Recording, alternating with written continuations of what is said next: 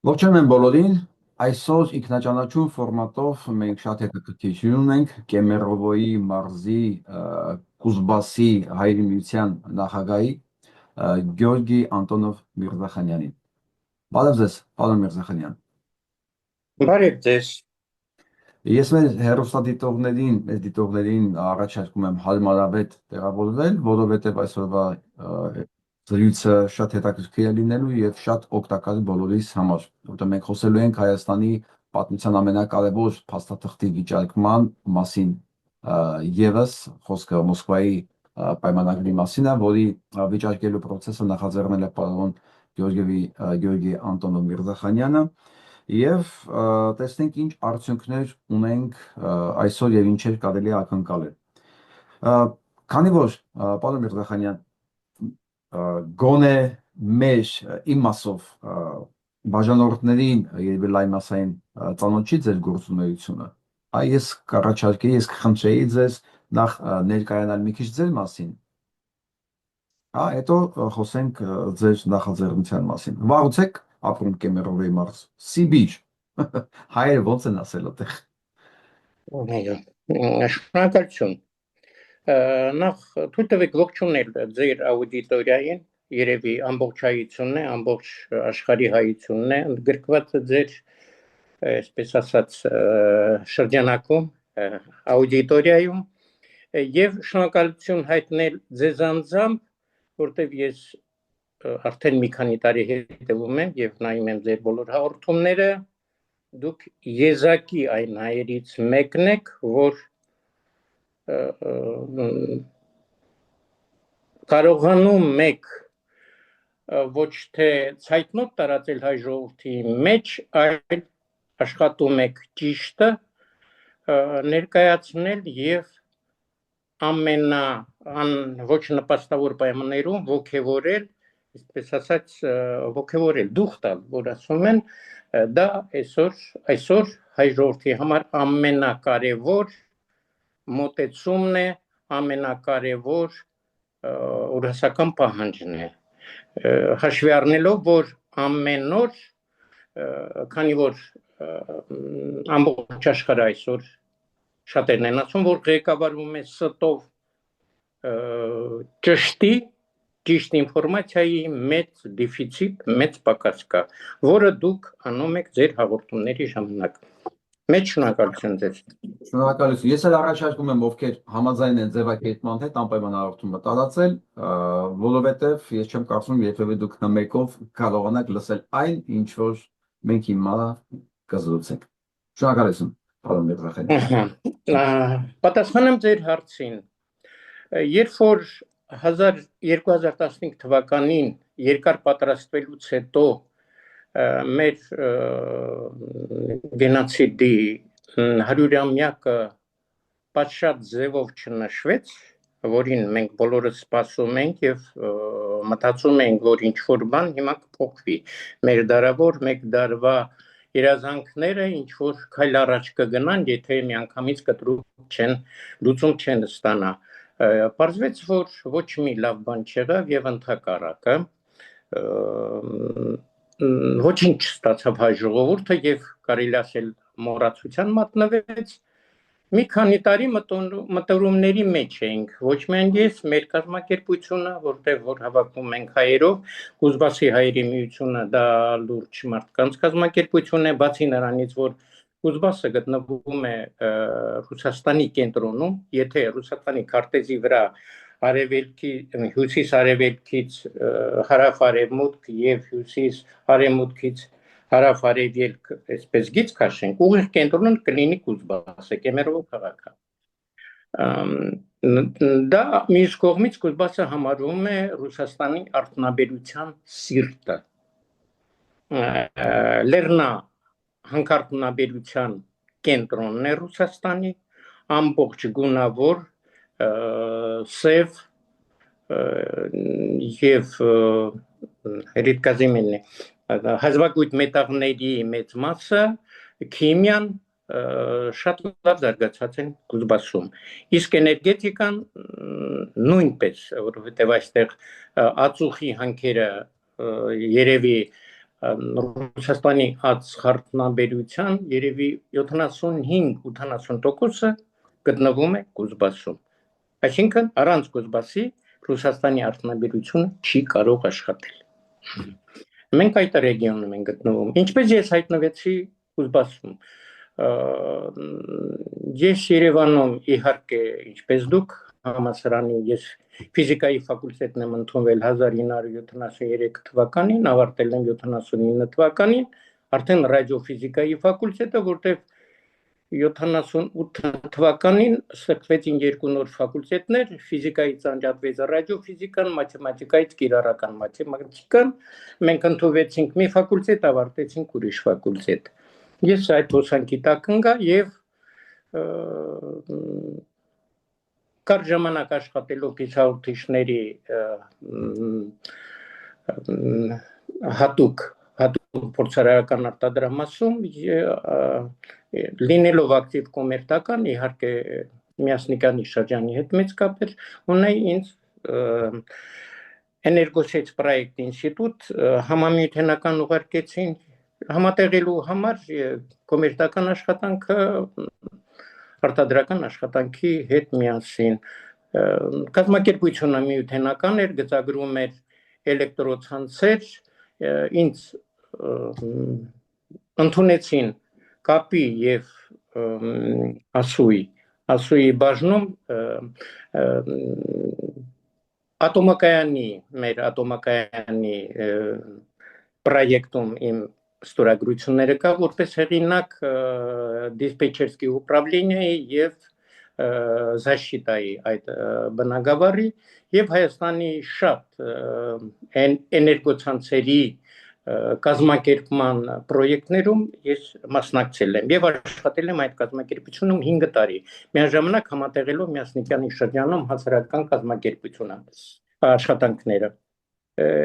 եւ 1986 թվականին արդեն սովետական միության փլուզումից առաջ երևի վերջին կոմերտական հարվածային կառույցներն էին կազմակերպվում, Հայաստանից 500 կոմերտականներ ուղարկել էին Կուզբաս, ինձանից առաջ երկու ղեկավարներ եկել էին աշխատել եւ 2 ամիս հետո լքել էին այդ աշխատանքը վերադարձել, որից հետո եւս 2 հոգի էին ուղարկել, ինչպես ասում են, այդ ժամանակ նման աշխատանքները ուղարկում էին իրենց ծանոթներով, որպեսզի վերադառնալուց իրենց մեծ պաշտոններ տային, նրանք չարթարացնելով վերադարձան, հաշվի առնելով, որ այդ ժամանակ Դեմիրճյանն էր առաջի քարտուղարը եւ Կուզբասում էլ Բակատինն էր, 2 դեմքեր, երևելի մեծ դեմքեր, այդ ինչն էր խնդիրը, որ 500 կոմերտականներ, պատկերացնում եք, Երևանից եկած ամառը լինում են տանցպլաշատկաներ, հավաքում են երիտասարդությունը, իհարկե համարյա տեղավորված էին այդ կազմակերպությունները Կուզբասի 5 խոշոր քաղաքներում, Կեմերովո, Լենինսկ-Կուզնեցկ, Բելովո, Կիսելյովսկ, Պրոկոպիևսկ եւ Նովոկուզնեցկ, որոնք այն տանցպլաշատկաներում մեկ շաբաթ հետո սկսում են ընդհարումները։ Եվ այդ աղմուկը հասնում է Գորբաչովին եւ դառնում է մեծ ազգամիության մեծ պատերազմ եւ ինձ Հրանուշ Հակոբյանը դեռ կենթանի է խնդրեցին որպեսի ճանաչելով ինձ խնդրեցին որպեսի ես գնամ եւ կարգավորեմ այդ հարցերը այսինքն ինձ որպես վերջին կենտկոմից ուղարկված հարվածային ջոկատների ղեկավար Սովետական միության վերջինը ես եմ եղել։ Եվ խնդիր էր դրված իմ վրա եւ Հայաստանի կենտկոմից եւ այստեղ երբ որ եկա ինձ դիմավորեց Բակատինը որպես առաջի քարտուղար Կուզբասի խնդրանքով որ կարգավորեմ այդ հայերի եւ տեղացիների միջև այդ հարաբերությունները որպեսզի այլևս աղմուկ չբարձրանա։ Ասեմ, որ հիմքը ինչումն էր, որ իհարկե Հայաստանի կազմակերպությունները ինչ էին արել, կոմսոմոլների անվան տակ բերդից հանել էին երիտասարդներ, նույնիսկ այո, պատկերացրեք նարկոմաններ, ռեցիդիվիստներ, կոմերտական տոմսը տվել էին եւ ուղարկել էին։ Եվ առաջինը երբ որ ես եկա, ուղղակի վատ իրավիճակ տեսա, դրանից հետո Բակատինին հաղորդեցի, որ այսպես բան կա, կստուգենք, որ կոմերտականների են ուղարկել, թե ինչ։ Ուղիղ 3 օր հետո պատասխանը եկա, որ 60-ից 80 հոգի Բերդից հանվել են, ուղարկվել են, տվել են տոմսեր եւ ուղարկել են այստեղ։ Եվ անմիջապես դրանց առջև խնդիր դրվեց, կամ 2 օրվա ընթացքում դուք Կուզբասի տարածքը ազատում եք, կամ դուք նստելու եք այստեղ Բերդ, որտեղից դուրս եք եկել, այնտեղ էլ վերադառնալու եք։ Իհարկե, մեծ մասը շատ արագ ազատեցին Կուզբասի տարածքը, որից հետո բացի որ այդ եկել էին որպեսզի շինարարությունում աշխատեն, նպատակ էր դրված կառուցել,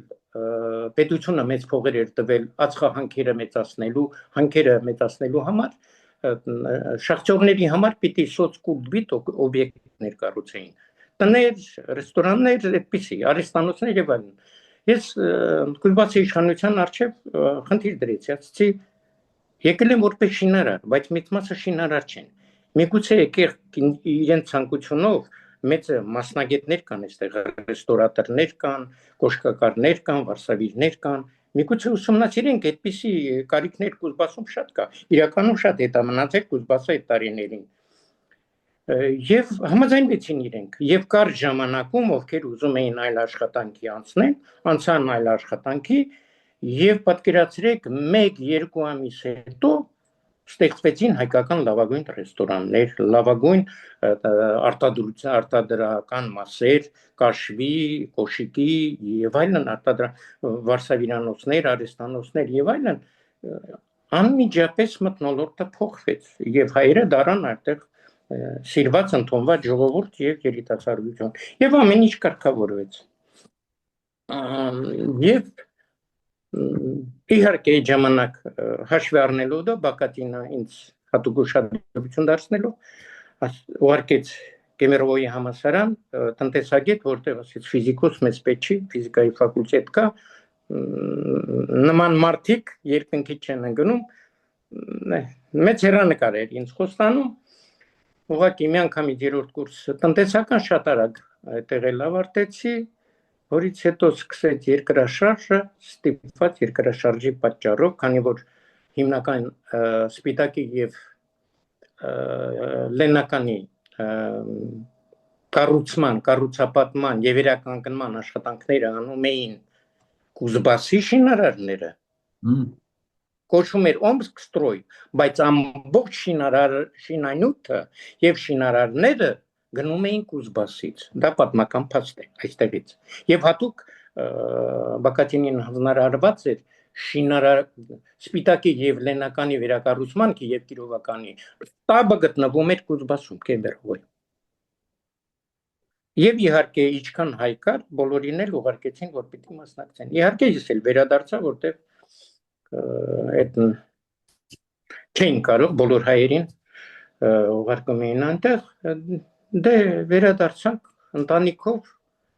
1-2 տարի, 3 տարի մնալուց հետո նորից վերադարձանք, որտեղ իհարկե այստեղ բոլորը մեզ ճանաչում էին, արդեն Հայաստանում խնդիրների մեծ մասը լուծված էր։ Իհարկե վերադարձա Կուզբաս։ Այսօր երբ որ մի քանի օր առաջ նշեցի իմ 70-ամյակը, հաշվեցինք ընտանիքով ուղիղ 35 տարի ես ապրել եմ Հայաստանում, 35 տարի Ռուսաստանում։ Այնպես որ եւ Հայաստանը եւ Ռուսաստանը ինձ համար համարվում են հայրենիքներ, եւ իմ եւ իմ ընտանիքի, եւ այստեղ ենք մենք զգում լավ եւ Հայաստանում։ Դուք երեխաներ ունեք։ 2 աղջիկ, 1 տղա, բոլորը ամուսնացած են, ամեն մեկը ունի 2 երեխա, ունեմ 3 տղա թոռնիկ, 3 աղջիկ թոռնիկ։ Բոլորը առանձին են աշխատում, 1 աղջիկը ապրում աշխատում է Մոսկվայում, 1 տղան, 1 աղջիկը Կեմերովոյում։ Բժիշկ, ֆինանսիստ եւ իրավաբան։ Շատ լավ, ես չէի պատկերացնում, որ նախկին կոմերիտականը կարող այսօր զբաղվել Հայաստանի ամենակարևոր փաստաթղթի չեղարկման գործընթացով, որովհետև դրանք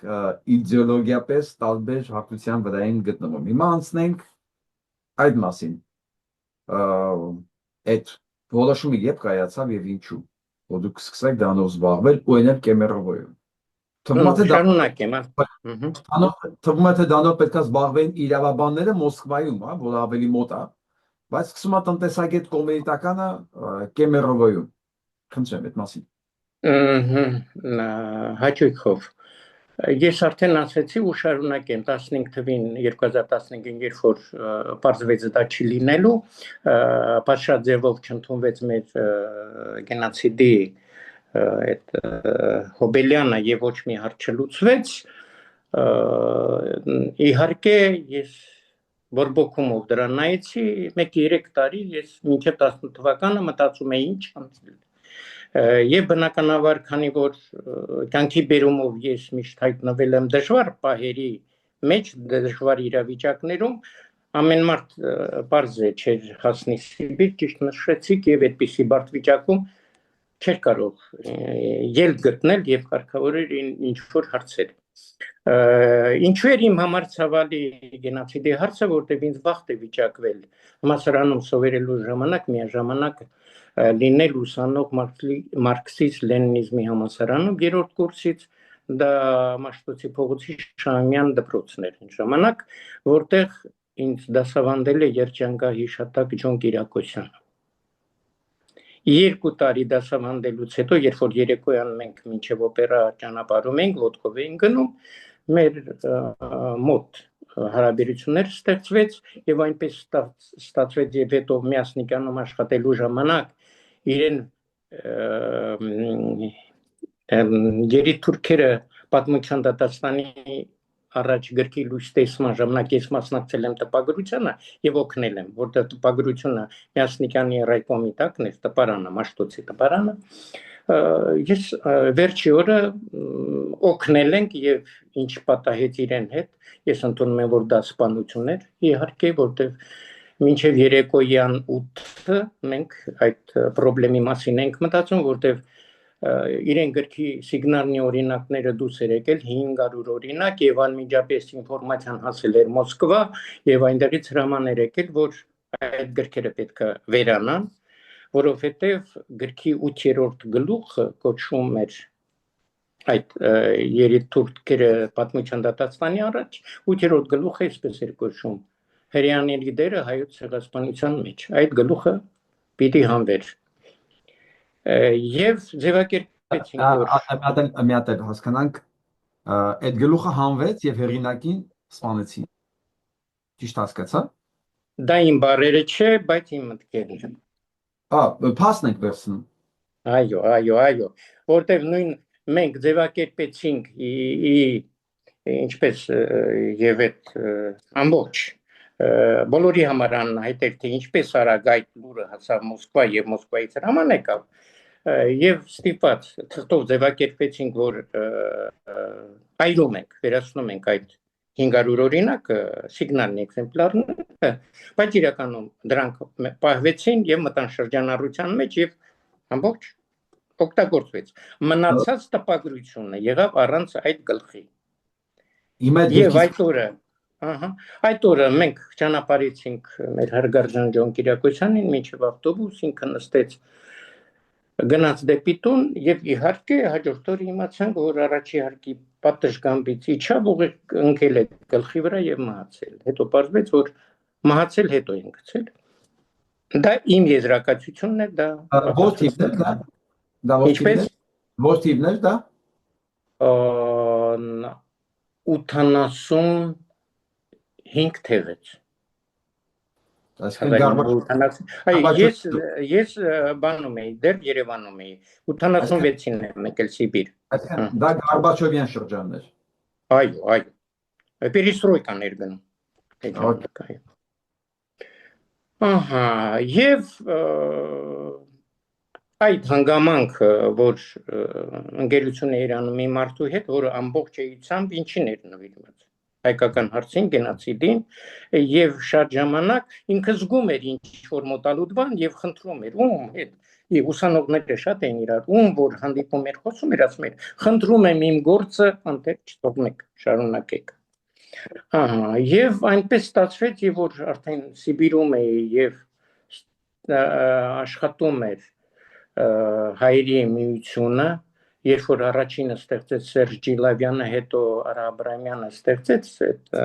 համագումարներին մենք հավաքվում ենք, այդ ժամանակ էլ Հայերի միությունում աշխատում էր որպես վիցե-պրեզիդենտ հանրաճանաչ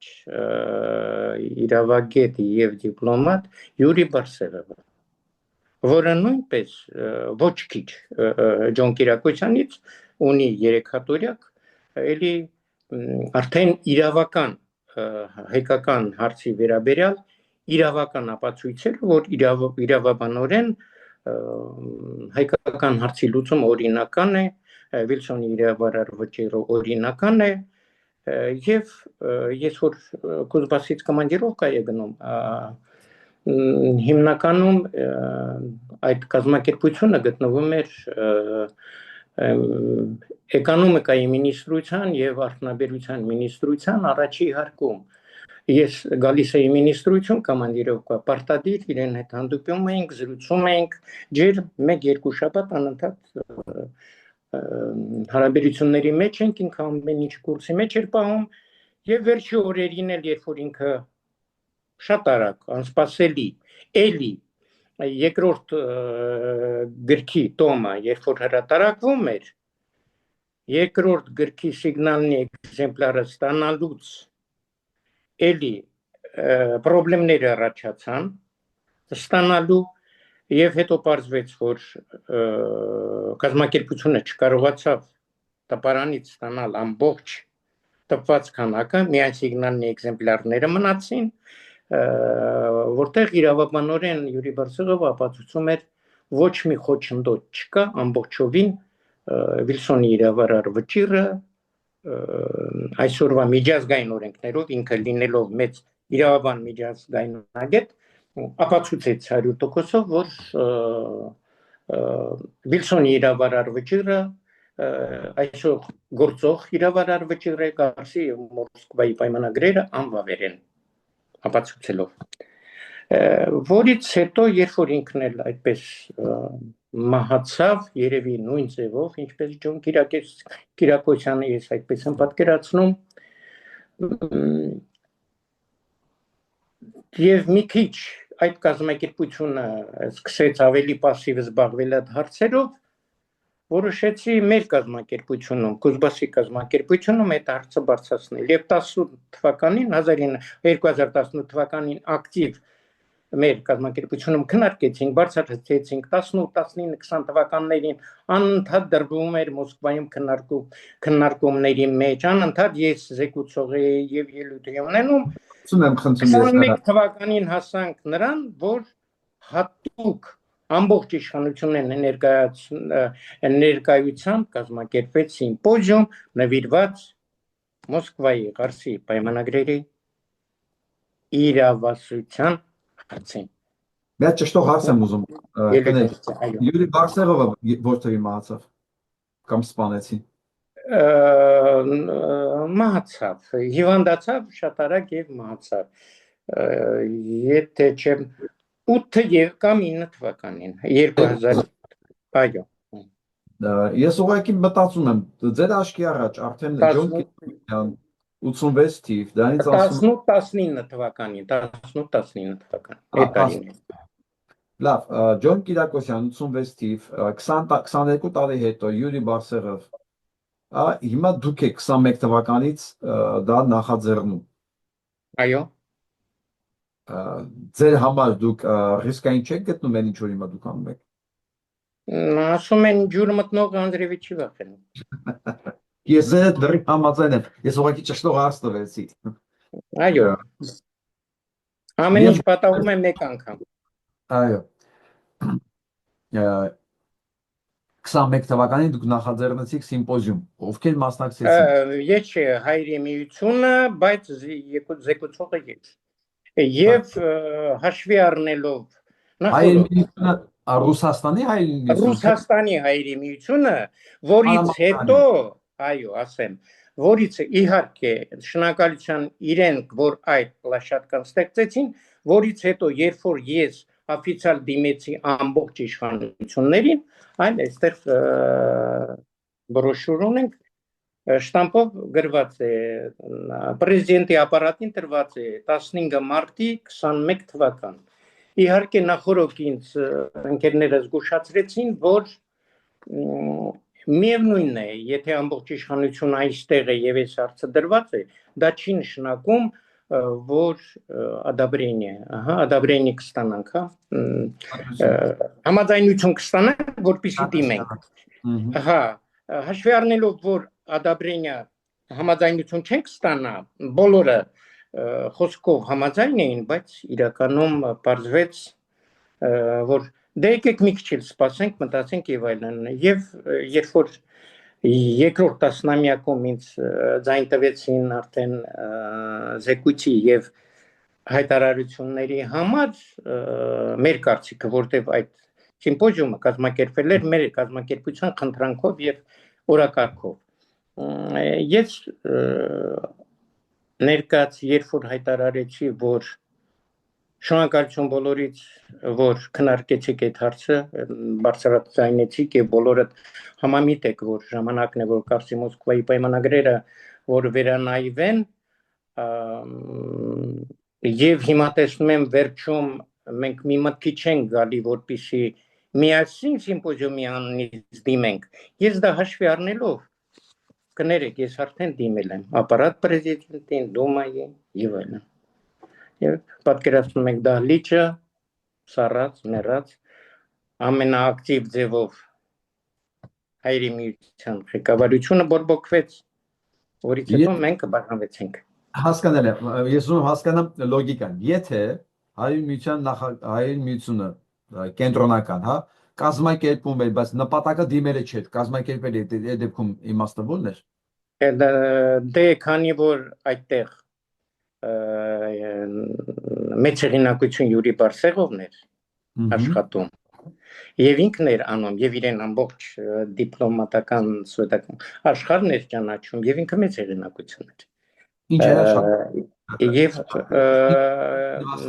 Եվ Ղազարյանը, դիպլոմատ Ղազարյանը եւ նախկին հիշում եք Կենտկոմի քարտուղարումն ենք, որ Աֆրիկա ուղարկեցինք, եւ Ղազարյանը մեծ դիպլոմատ եւ Յուրի Բարսեղովը կարկառուն դեմքեր էին, ամբողջ կազմակերպությունը իրանց ուսերի վրա էր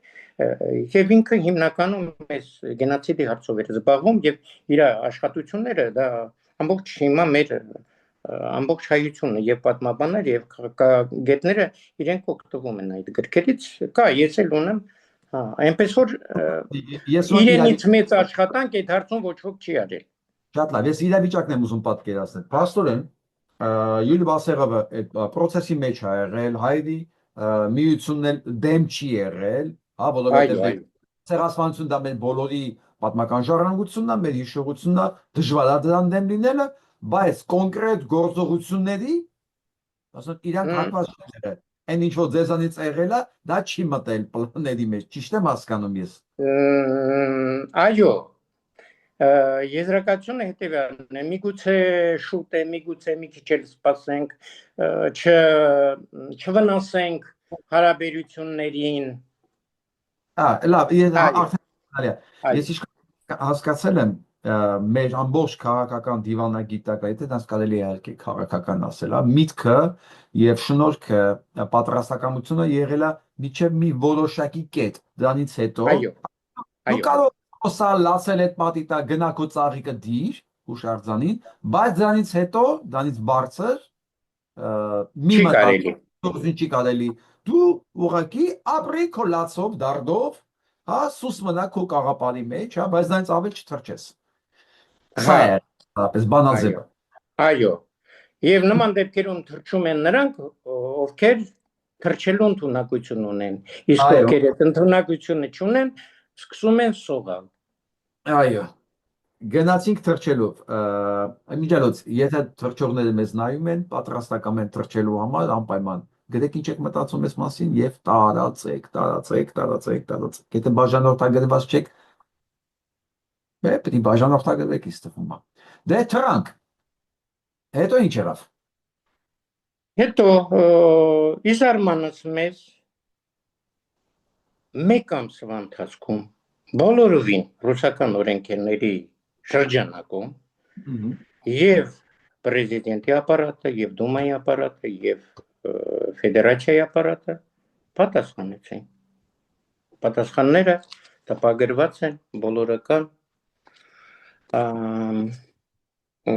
բնօրինակներ են, որ շնորհակալություն, որ զբաղվում եք այդ հարցով, ողջունում ենք, բայց մենք համարում ենք, որ դրանք միջազգային պայմանագրեր են, միջազգային պայմանագրերի դենոնսացիայի ֆեդերացիայի եւ Դումա ներկայացնելու պրեզիդենտի ներկայացնելու համար այդ իրավասությունը սահմանադրությունով դրված է արտաքին գործերի նախարարության վրա։ Մենք բոլորս ձեր ուղարկած խնդրանքը ուղարկում ենք Լավրովին, արտաքին գործերի նախարարը ձեզ կպատասխանի։ Միայն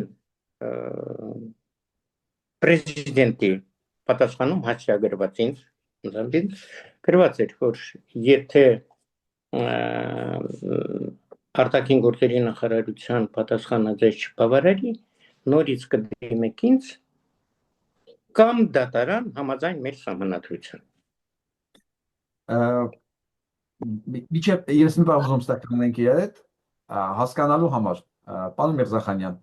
փաստորեն ես հենց եմ պատկերացնում Ռուսաստան մեծ ազդեցիկ մարդիկ, այնտեղ, չգիտեմ, իթե առաջ Ջելավյանն էր, հիմա Արա Աբրահամյանն է, իսկ ով է Արա Աբրահամյանը մենք բոլորս գիտենք, ինտելեկտուալ եւ ֆինանսական իր կարողությունները, ծայրահեղությունից ծայրահեղություն, ու դուք անում եք մի գործ, որին ինքը փաստացի ես գիտեմ դեմ է եւ չել ուզի որ գնալ այս դիմումները եւ դուք դա փաստում եք։ Դուք օգնողներ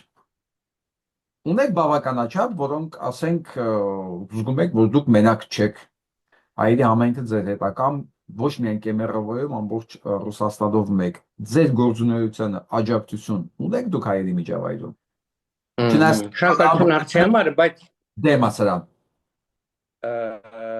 Բայց հակադրություն կա, քանի հոգի կուզենար թշնամի լինել Արա Աբրահամյանից։ Էս եմ ուզում հասկանալ։ Խնդրեմ։ Մի քիչ ճիշտ չենք հարցադրումը դնում, մենք պիտի լինենք արդար, եւ դուք եւ ես իրավունք չունենք սպիտակներ կպցնելու, պիտի մի քիչ արդար լինենք, հաշվի առնելով, որ մոտ 10-ից ավել տարի, մոտ 15 տարի Յուրի Բարսեղովը աշխատել է այդ կազմակերպության շրջանակում, օգտվել է այդ կազմակերպության հեղինակությունից, միջոցներից, այդ կազմակերպության նամակներով, ուղեգրերով, գնացել է, ուսումնասիրել է փաստաթղթերը տարբեր երկրների արխիվներում,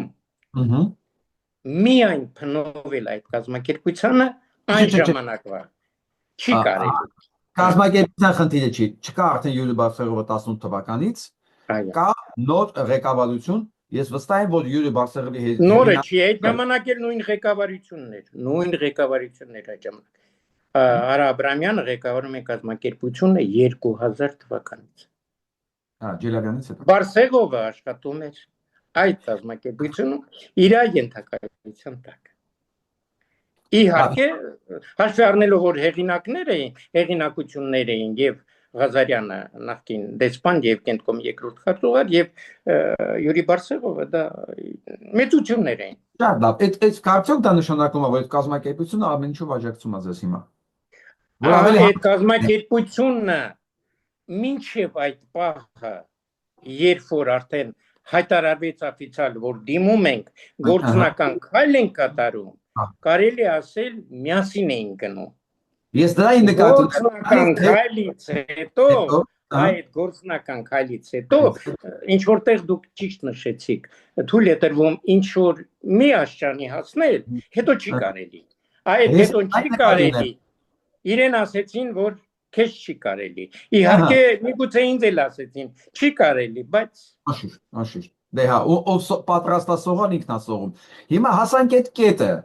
Դուք արեցիք չի կարելին, դուք այս ընթացքում աջակցություն ունեք բավականաչափ, չի կարելի բարեր անելու համար։ Ստեղ էս է հարցս։ Այդ պահից սկսած, երբ որ ասել էին չի կարելի եւ մեկը հետ գնաց սողաց, բնականաբար նրան միշտ պիտի ասեին, ինչ ես անում, չի կարելի։ Եվ այդ չի կարելին պիտի ցույց տար, որ ինքը չի կարելի վրա աշխատում է։ Իհարկե եւ որպես ղեկավարի ինձ վարկաբեկելու խնդիրը դրվեց ստեղ եւ սկսեցին այո օգտագործվեց բոլոր կարելի ասել ադմինիստրատիվ ռեսուրսները ինչքան կարող էին, բայց մարդկա ինչքան հասկանում էին, քան է անում, դե ես էլ մենք ստեղծեցինք արդեն մենք մեր կազմակերպությունը առանձնացավ, մեր խումբը առանձնացավ, մենք խմբով շարունակեցինք մեր աշխատանքը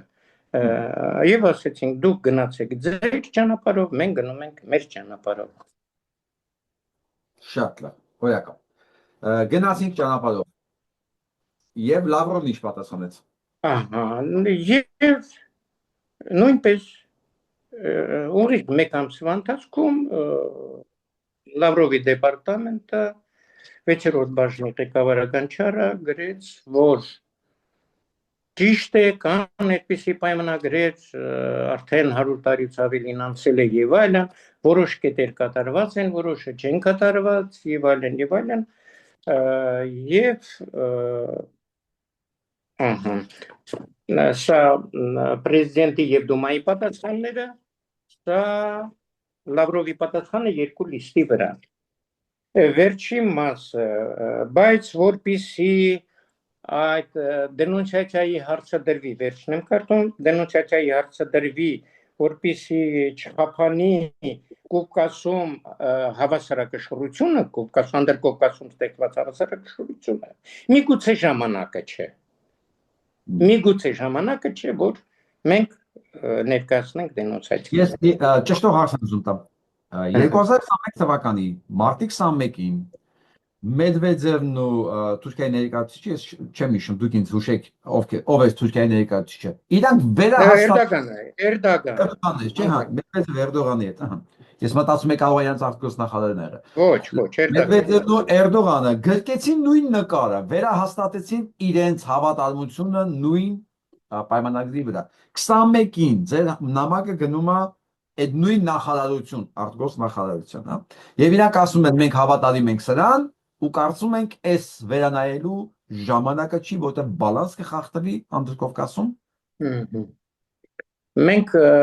արդեն նշեցինք, որ ապրում ենք մի շրջանում, որտեղ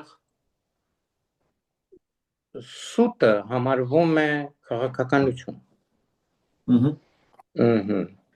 Եթե խոր ուսումնասիրում ենք այս պայմանագրերը եւ ամբողջ պատմությունը, այդ ընթացքում, երբ որ Մեդվեդևը եւ Էրդողանը հանդիպեցին, մեծ հարց է այդ պայմանագրերը գործում են թե չէին գործում։ Գործում են հատկապես մեր մասով։ Մեր մասով գործում։ Հետո դրանք անդրադառնանք։ Ոչ թե մեր մասով, մեր դեմ։ Հա, դե էլի։ Իրենց համար, բոլորի համար հետո մեկ ֆրազա կա, որը մեծ քաղաքագետ հրեա Ալեքսանդր Միսն է ասել, հետո կասեմ այդ բառակապակցությունը, որը ամբողջովին ճշմարտություն է։ Այդ երկու պայմանագրերից մեկը կնքված է 25 տարով։ Դա դուք ասում եք Լենին Աթաթուրք, դա իրականում Մոսկվայի պայմանագրի է, բարեկամության մասին պայմանագիրն է, որը ամեն 25 տարին մեկ վերանայվել է, եւ պատահական չէր 46 թվականին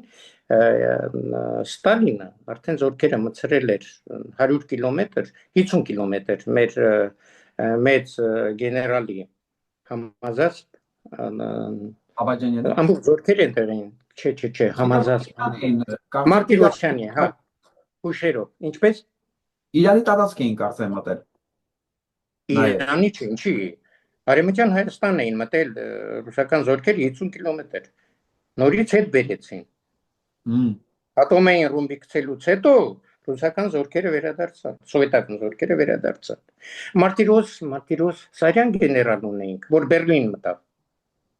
Ճիշտ ասած, ես առաջին անգամ լսում Մարտիրոս Սարյան գեներալը։ Մարտիրոս Սաֆարյան։ Կարող։ Մի խոսքով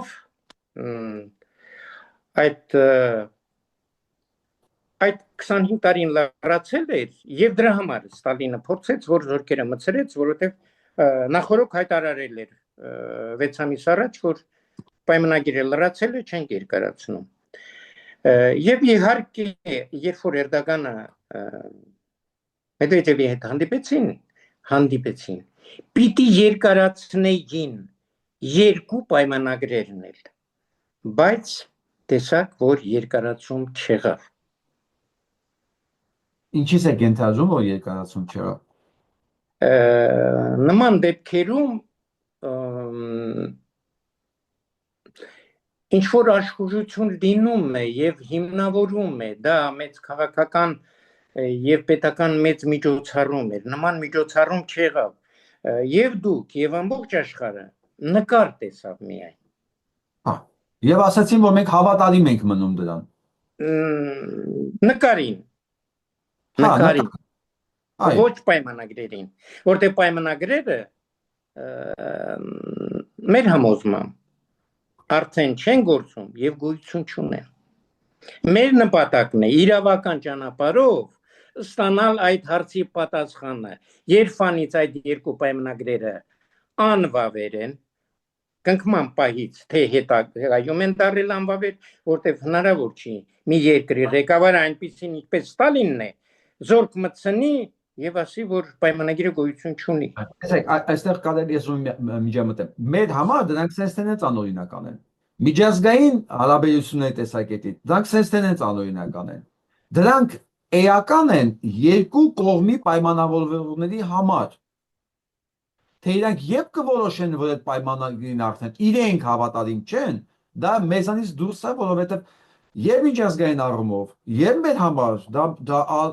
անօրինական երկու բանդիտ պետությունների մեջ կնքված համաձայնություն է, բարեկամության համաձայնություն մեր հաշվին, մեր տարածքների վրա։ Ես ձեզ հետ համաձայն չեմ եւ քանի որ ես գիտեք որտեղից եմ խոսում, այդ բառերը կարող են վատ անդրադառնալ, ես կխնդրեի ուղղակի որ ես ազատ երկրից եմ խոսում, իսկ կներեք։ Այո, հա, ազատ երկրի մասին դուք կարող եք ասել, այստեղի մասին մի քիչ համեստ եւ դա մենք կարող ենք ասել որպես հայեր, որպես Եղեռնի հետևորդներ, հետնորդներ, մենք կարող ենք ասել, որ մեր նկատմամբ անարդար են վարվել, բայց այդ երկու պայմանագրերը կնքող իշխանությունները եկեք ընդունենք, որ բոլշևիկյան իշխանությունն է ստորագրել այդ պայմանագրերը։ Եվ այսօրվա իշխանությունը ոչ մեկ անգամ է ասել, որ մենք բոլշևիկյան իշխանությունն է մեղավոր, որ այսօր Ռուսաստանը ունի այդքան խնդիրներ։ Եվ անձամբ ղեկավարներն են մեղավոր նախկին, որ այսօր խնդիրների մեջ ենք մենք գտնվում։ Այդ նշանակում է չի շարունակվում այն որդեգրված քաղաքականություն։ Այստեղ իսկույն դուք մի քիչ լավատեսեք։ Բոլշևիկյան իշխանություններն են մեղավոր Ուկրաինայի հարցում, բայց բոլշևիկյան իշխանություններն մեղավոր չեն Անդրկովկասի մասում, եթե մեղավոր են, եթե բոլշևիկյան իշխանությունը Լենինը ինքը անօրինական է սխալել է դեպքում Լենինի կնքած պայմանագիրն ու պայմանավորությունները ոնց կարող են օրինական լինել Հայաստանի մասով, եթե դրանք անօրինական են Ուկրաինայի մասով։ Այստեղ Դե եկեք մենք մեզ հարց տանք։ Ինչով եք դուք համոզված, որ օրինական են։ Չէ, իրանց համար։ Տեսեք, պարոն Միրզախարյան, իրանց համար այդ ստանդարտներով, եթե մենք ստանդարտներից ենք խոսում, միջազգային պայմանագրերի ստանդարտներով, դրանք անօրինական պայմանագրեր են, բայց իրանց համար ընդունելի են, ասենց ասեմ, ճիշտ բառն ասենք։ Ընդունելի են եւ իրանք հավատալիմ են մեր մասով, Հայաստանի մասով, բայց անընդունելի է չգիտես ինչի Ուկրաինայի մասով։ Բայց ես չեմ խանգարում, դուք շարունակեք։ Չէ, ես ձեզ հետ համաձայն չեմ, քանի որ իմ երրորդ կրթության մասին չեմ ասել, ես արդեն Տուլիևը երբ որ աշխատում է իրեն մոտ, ինձ ուղարկեց Պրեզիդենտի ակադեմիա ուսումնասիրելու իրավագիտություն եւ քաղաքագիտություն, երկու իմ մասնագիտությունը իրավաբան քաղաքագետ է, որից հետո բանկրոստվայի մասնագետ եմ 20 տարուց ավելին իրավագիտության մեջ եմ եւ դատական process-ների մասնակցության մեծ փորձ ունեմ, դա է ինձ ստիպել, որպեսզի վստահ գնամ այդ ճանապարհով։ Ես համոզված եմ, որ այդ պայմանագրերը այսօր չեն գործում, եւ քանի որ չի երևում, որ չեն գործում, կամ երևում է, որ օրինական են գործում են, մեղավորը ամբողջ աշխարհը չի։ Մեղավորը մենք ենք։ Հայ ժողովուրդը իրեն սփյուռքով, հայ ժողովուրդը իրեն ունեցած պետությունով եւ 91 թվականից անկախ պետություն ունենալու։ Այո, ես դեռ չեմ կարող առարկել, ասա, եթե մեղավորներ են գտնում, հա, իհարկե մենք էլ մեր մեղքի բաժինն ունենք։ Շնորհակալ։ Չէ, ինչի համար այդ երկու պայմանագրերը ущемили наши права, հա, մեր իրավունքներն են խախտել։ Այո։ Առաջի հերթին տրորել։ Եթե մեկի իրավունքները տրորվում է, այդ մեկի թշնամին պիտի դիմի դատարան ասի իմ իրավունքները։ Իսկ 100 տարվա մեջ այդ որ հայն է, միայնակ հայը, հասարակական կազմակերպության ղեկավար հայը, կուսակցական կազմակերպության ղեկավար հայը, խմբակային հայը, պետությունը Հայաստանի երբ է դիմել, որ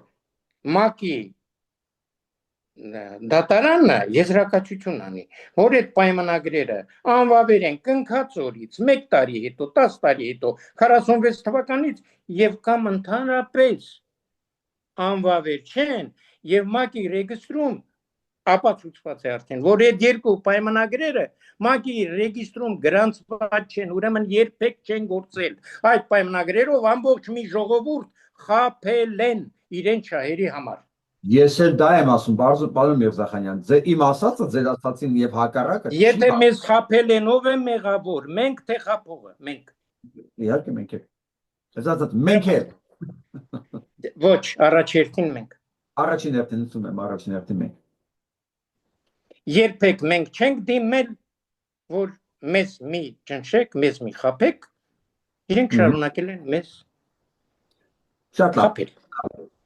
Հիմա տեսեք ինչու նա բան, հետաքրքիր բան է ստացվում։ Այս պետություն կոչված է, արդեն ստորապետությունը, խոսում է նրա մասին, որ ինքը ուզում ազատագրվի ռուսական կայսրությունից, խոսում է դրա մասին, հա։ Բայց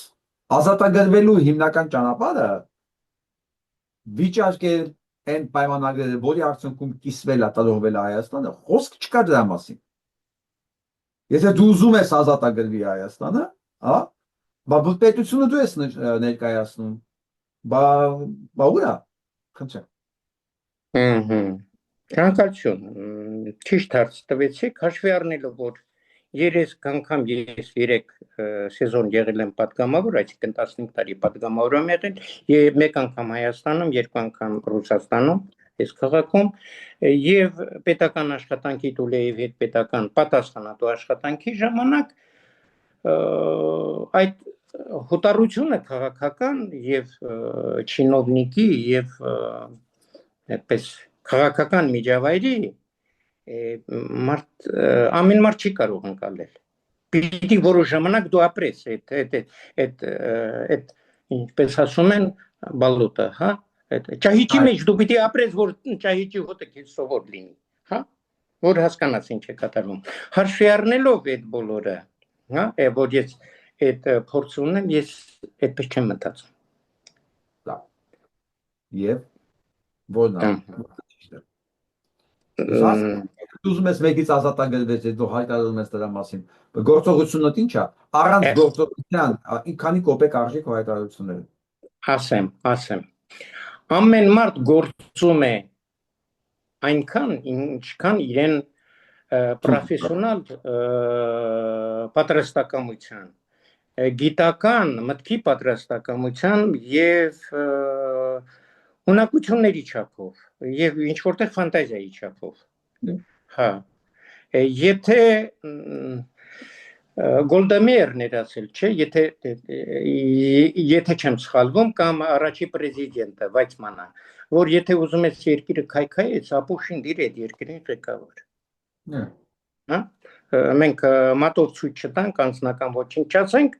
Մարդիկ անում են այնքան, ինչքան կարողանում են, ինչքան գիտեն։ Եթե մարդը չի կարող թռչել, ենթադրենք 2 մետրից բարձր, դու ինչպես կարող ես իրենից պահանջել, որ թռչի 3 մետր։ Ինչքան կարողանում են, այնքան են անում։ Այդ դեպքում, երբ որ դու տեսնում ես, մարդը ընդունակ չի ռեկորդներ թռչելու անել, հա, կամ երկիր ղեկավարելու ընդունակություններ չունի։ Ժողովուրդ, դու համախմբվիր, դու քո հարցերը լուծիր։ Այստեղ երկրորդ հարցն է առաջանում. ինչի ժողովուրդը չի համախմբվում։ Փորձեր շատ է արվում, որովհետև 30-35 տարի այնպիսի դեզինֆորմացիա է տարածվել, այնպես են, այսպես ասում ենք,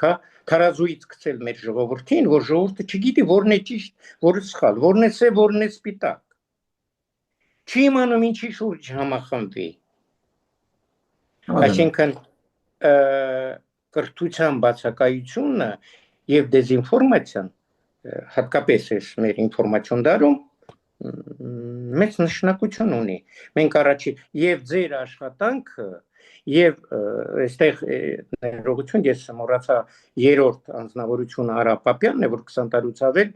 այս ուղղությունով աշխատում է եւ իրականում լիգբեզ է անցկացնում, հա։ Էլի շատերը կան, ակադեմիկոսներ Ռուբեն Սաֆրասյան, Աշոտ Մելքոնյան, Մանա Խաչատրյան, Բաբանյան, Օրդուխանյան, Ալեքսանդր Մանարյան, Գայանե Մախմուրյան, Ռուբեն Միրզախանյան, այդ բոլորը այս թեմայով մեր եղերնի պայմանագրերի մենագրություններ եւ մեծ աշխատանք ունեն եւ բոլորը ապացուցել են, արդեն արխիվները բացելուց հետո բոլոր այդ բաները արել են։ Մենք մեծ ծավալ ունենք, բայց ինչու ճշմարտությունը չի տարածվում։ Ենթադրենք, ասում են, սովետական միության ժամանակ այդպիսին էր, հրահանգերը Մոսկվայից էր։ Արդեն քանի տարի մենք 91 թվականից կարելի ասել 35 տարի մենք անկախ ենք։ Եթե ոչինչ չի փոխվում, ուրեմն հրահանգները նույն կենտրոնից շարունակում են գալ։ Կամ մեկ ուրիշ կենտրոնից ավելի վատ։ Կամ մեկ ուրիշ կենտրոնից ավելի վատ հրահանգներ են գալ։ Այո։ Բեկա, գնանք 21 թիվ։ Եկավ, դուք ուղարկել եք, Լավրով ձեզ պատասխանում է, միևնույն ժամանակ իրանք նկարվում են նկարից այդ հին նկարի կողքին։ Ինչ է Լավրովը պատասխանում ձեզ։ Կամ միդը։ Լավրովը նույնն է պատասխանում։ Միգուցե ստաբիլնից, հա, անդրկոկացիոն։ Հավասարակշռությունը չխախտելու համար միգուցե պետք չէ հենց հիմա։ Լավ, մենք ոչ ենք բան անելու իրենց ճաշակի, հա, ոլորտում տեղավորվենք մեր արտաքին եւ ընդհանրապես ազգի գոյության խնդիրը։ Հասունիկը ասում է տեղավորեք մեր ճաշակի նախընտրությունների տարածքում ձեր գոյութենական պատմական խնդիրները։ Լավ, դա իր որոշումն է։ Դրանից հետո ինչ է պատրաստում անի Կեմերովի հայ միությունը։ Պիտի անի այն, ինչ որ ցանկացած հայ, որը մի քիչ քտիծակ ունի, որը հոտառություն ունի, փորձ ունի ինչ որ միայն օրենքի ճանապարհով պիտի գնա։ Բարի եւ ինչ են բացեց եւ կարդաց պրեզիդենտի պատասխանը։ Եթե Լավրովի պատասխանը շեշ զբաղարարի, դիմեք նորից ինձ դատարան։ Հաշվի առնելով, որ մեր նպատակը Կարսի Մոսկվայի պայմանագրերը եթե ոչ դենոնսացիայի, այսինքն ինֆորմացիա լինի, որ դրանք այն օրվանից, առաջի օրվանից չկան, կամ ՄԱԿ-ի ռեգիստրում չկան, ուրեմն այդ պայմանագրերը գոյություն չունեն, հարց է առաջանում, մեր նպատակը որն էր։ Վիլսոնի իրավարար վճիռը դե պիտի դիմվի նույն դատական ժամանակ, դե Հայաստանի սահմանների եւ Հայաստան պետության հայ ժողովրդի կենսական շահերից ելնող որ են միջազգային փաստաթուղթն է այսօր գործում։ Հարց է առաջանում, պիտի ասի, որ միակ փաստաթուղթը, որը կա ռեգիստրում, դա Սևրի պայմանագրով եւ Վիլսոնի իրավարար վճիռը հաստատված Վիլսոնի իրավարար վճիռն է։ Ուրեմն միակ Հայաստանի ճակատագրի հայ ժողովրդի ճակատագրի վերաբերված միջազգային իրավական փաստաթուղթը, որը Ջոն Կիրակոսյան, Յուրի Բարսեղով, Արապապյան եւ բոլոր այս ակադեմիկոսները պատմել են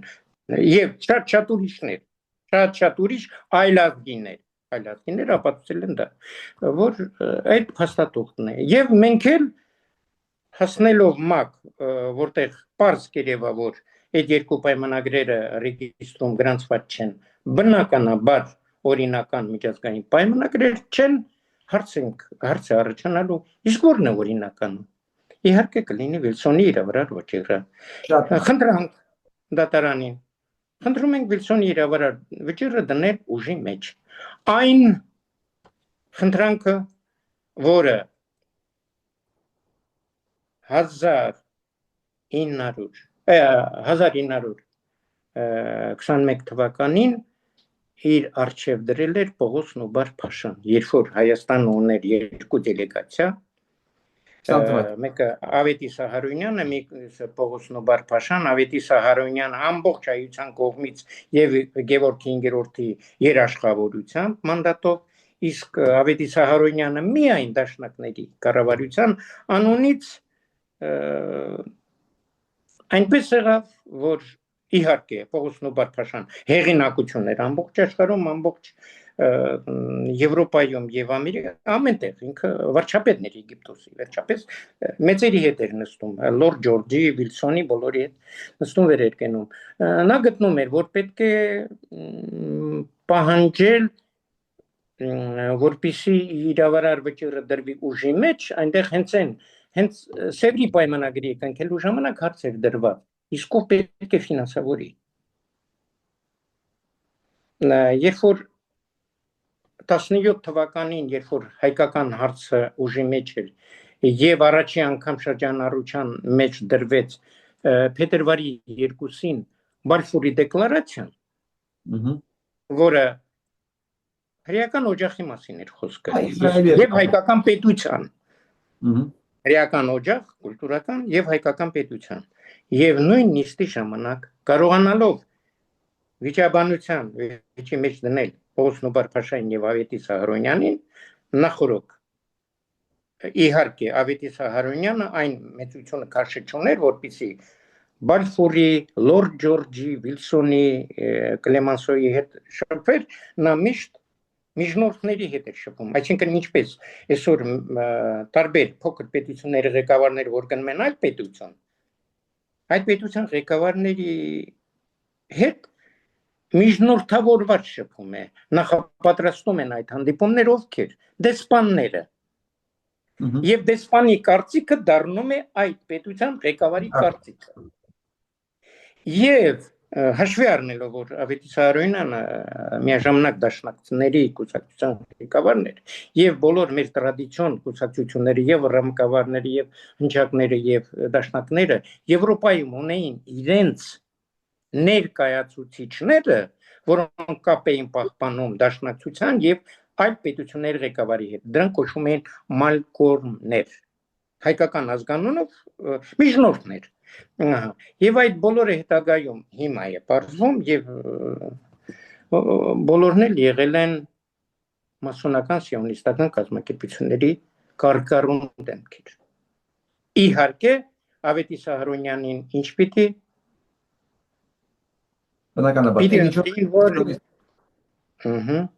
Եվ այդ դեպքում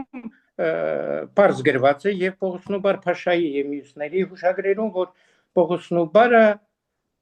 էլի չնեղացավ, չթողեց այդ նիստը դուրս եկավ, ասեց հանուն իմ հայրենիքի իմ ժողովրդի ես կաշխատեմ նիստի ժամանակ լռել։ Երբ որ Լորդ Ջորջի հարցին Ավետիս Սահարոյանին լավ, որպեսզի ես Վիլսոնի իրավարար վճիռը սահմանները գծվի, մեծ զորք է պետք, մեծ ֆինանսներ է պետք, դուք ինչքան զորք ունեք դուք։ Ավետիս Սահարոյանը ես չգիտեմ, ծղագրությունները կան, վարչապետը չգիտի, ներկայացուցիչը պետության չգիտի, ինչքան զորք է պետք չգիտի, ինչքան դուք ունեք չգիտի, ինչքան փող է պետք չգիտի, բայց դուք ուր եք եկել, ով եք որ եկել եք, այն նման հարց լուծելու չգիտի, իսկ այդ անգիր գիտեր Պողոս Նուբար Փաշան, Նա առաջարկում է մեզ ոչ զորք է պետք, մեզ ոչ փող է պետք։ Մենք փողն էլ ունենք, զորքն ենք ունենք։ Միայն մանդատը դուք վերցրեք հարգարժան Անգլիայի կառավարություն։ Եվ քանի որ այդ թույլ չտվեցին երկրորդ նիստի ժամանակ Պողոս Նոբար-փաշային դասվի, հայկական մանդատը հետ մղվեց, ազգային օջախի հարցը դարավ անգլիական մանդատի ստատուսի։ Այդ 17 թվականի նոյեմբերի 2-ից հայկական հարցը հետ մղվեց։ Դրանից հետո մենք ունենք 20 թիվ, մենք ունենք Սևրի պայմանագիր, 20 թիվ նոյեմբերի 25 էլ բանի իրավարար վճիռ։ Հիմա տեսեք, այսօրվա այս կառավարությունը փաստորեն ինչ-որ սահմանների եւ թվերի վրա է հղում անում, հա, որոնք ոչ միայն Կարսի պայմանագրով չեն, որ ինքը իրենց Մոսկվայի պայմանագրով չեն, որ ինքը իրենց անօրինակ, այլև դրանից հետո Հայաստանը ավելի փոքրացած Ստալինի ստորագրությունով գծված ինչ որ թղթի մասին է։ Հիմա ես հարց եմ ուզում տամ բոլոր ձեզ եւ թող մեզ դիտողները բոլորը պատասխանեն։ Ցանկացած մեկը, որ հղում անում 29700 կամ 29000 ինչ որ թիվ ուզում ասի, իրենք որն են, իրենք անգրագետ են, իրենք անմեղսունակ են, թե իրենք հանցագործ են, որ նման թվերի վրա հղում են անում, կամ կարող է 4-րդ տարբերակը կա, ես չգիտեմ։ Երևի 4-րդ տարբերակը, որովհետև դուք էմոցիոնալ հարցին մոտեցաք, ես ավելի սառը։ Էմոցիոնալ չի, իդեպ, շատ ռեալիստիկ է։ Եթե նման պայմանագիր չկա, սեղանին դրված, որ տարբերակն է, մարդը անգրագետ է չգիտի, մարդը անմեղսունակ է, որի ասածների համար պատասխանատու չի, թե մարդը թշնամի է, որ նման թվեր է բերում։ Որը մեր պետություն։ Ոչ առաջինը, ոչ երկրորդը, ոչ երրորդը, այլ 4-րդը։ 4-րդը հետևյալն է։ Միգուցե բոլորը միասին Լավ, դուք ավելի կամ միգուցե ովքեր բերել են նրանց դրել են իշխանության, նրանք ուրիշ ոչինչ չեն կարող անել, միայն անել այն, ինչ որ իրանց թելադրում են։ Ես ընդունում եմ 4-րդ տարբերակը, ես ավելի բան եմ, մեղմ եմ։ Որովհետև վիրավորել մենք իրավունք չունենք։ Չէ, մենք չվիրավորեցինք, սա դիագնոզ է, սա կամ բան է։ Այո, գործերն են որոշում մարդկանց ընդունակությունը եւ որակները։ Գործերը ամեն ինչ ասում են։ Դուք ինժեներական, դուք մաթեմատիկական կրթություն եք, այսինքն ձեր տեխնիկական է, էլի, դուք եթե տեսնում եք խնդիրը, դուք գիտեք, ինչ բաղադրում կարա բերի այս խնդրին, չէ։ Այո։ Մետոդն կարող չի աշխատային, պարամետրն նպաստը եւ այլն եւ այլն։ Մենք ես իդեկը տեսա, փաստորեն բացվեց այնտեղ 4-րդ տարբերակը կա, բոլորը միտեղ։ Որդ համաձայն։ Որովհետեւ ես ասեմ, ես համոզված եմ, որ Հայաստանի հայերի մեջ հիմար չկա։ Այո, այո։ Բոլորը շատ հասկանում են ինչ են անում, հա։ Եթե հիմար չկա, նշանակում է առաջինը չի։ Կամ 4-րդ տարբերակն է, ես լրիվ համաձայն եմ։ Հա, որտեղ եկեք այստեղ հիշենք ներողություն, այստեղ հիշենք խելոք դիպլոմատներն են շատ օգտագործում դիպլոմատիա искусство возможного, հա, դիպլոմատիան հնարավորի արվեստն է։ Այո, այդ մարդիկ ավելին չեն կարող անել, ելնելով իրենց պաշտոնից, իրենց դիրքից, իրեն միջավայրից, իրավիճակից, այդ օրվա իրավիճակից, ավելին չեն կարող անել, որտեղ ռուսերեն ասում են «շаг влево, шаг вправо, расстрел», հա։ Այո։ Հաջորդ թիվ, մենք հիմա կանգնել ենք միտեղ, որ դուք պաստորեն, ոնց ես հասկացա, պետք է նորից դիմեք նախագահի Պուտինին, որովհետև ինքն ասել է, եթե չբավարարի, դիմեք ինձ։ Ճիշտ հասկացա։ Ճիշտ է, եւ մենք դիմեցինք։ Դա եղավ, եւ մենք դիմեցինք, դա եղավ, որպեսզի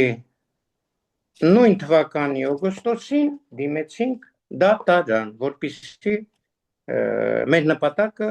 դատական ճանապարհով Վիլսոնի իրավարար վճռին հասնելն էր։ 21 թվականի օգոստոսն է։ Այո։ Շատ արագ։ Դե ես ասեցի, չէ, շատ արագ, օրենքի սահմանով մեզ պետության 3 բարձրագույն օրգանները պատասխանեցին։ Շատ լավ, մենք ունենք արդեն անցել է 4 տարի, հետո ինչ եղավ։ Ահա, դիմեցինք դատարանի առաջի ատյանաշրջանային։ Պատասխան, ես իրավունք չունեմ այդ հարցը քննարկելու։ Դատական երկրորդ աշճան ապելյացիա է կոչվում, հա, Վճռաբեկ կամ չգիտեմ, երկրորդ աշճանը, Մոսկվայի քաղաքային դատարան։ Ես իրավունք չունեմ այդ հարցը քննարկելու։ Երրորդ աշճան, կասացիոն, Վճռաբեկը,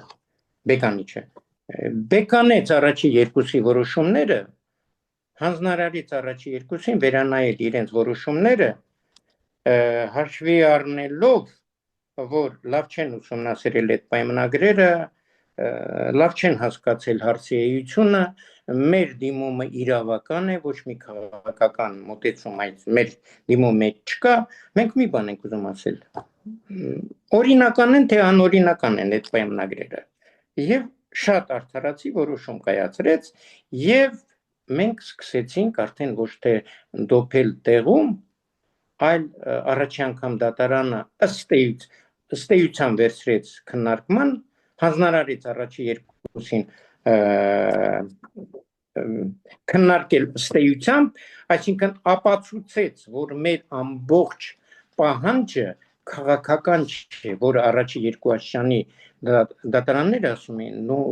ձերը քաղաքական է, մենք իրավունք չունենք այդ մտնել միջազգային պայմանագրի մասին է, մենք այդ իրավունք չունենք։ Երրորդ աշճանը Վճռաբեկը ասեց, քաղաքականություն չկա, բարձ իրավական հարց կա այստեղ։ Այդ որոշումը եղավ 15 ավգուստի 22-ին, 22 թվականի օգոստոսին, ուղիղ 1 տարի 3 էտապ անցանք։ Նոր մտանք մենք ըստ էության քննարկման մեր հարցը։ Մենք հիմա որ Որից հետո, հա, անցանք առաջի աշճան, ինչպես հիմա որ էտապում ենք։ Առաջի աշճանը անցանք 22-ից մինչև 25-ի փետրվար, հա, օգոստոս, 25-ի օգոստոս, 22-ի օգոստոսից 25-ի օգոստոս մենք անցանք ըստ էությամբ առաջի աշճանի քննարկում, ըստ էության երկրորդ աշճանի քննարկում, աշճանի քննարկում, ըստ էության երրորդ աշճանի քննարկում, Վճռաբեկ եւ վերաքննիչ, ըստ էությամբ Գերագույն դատարանի քննարկում, ըստ էությամբ սահմանադրականի պատասխան, ըստ էությամբ սահմանադրականի եւ Գերագույն դատարանի համատեղ գլխավոր մասնագետների եզրակացություն, որ դուք սպառել եք Ռուսաստանի օրենսդրության բոլոր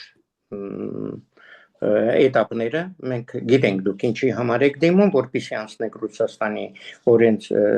դատական աշճանների բոլոր աշճանները,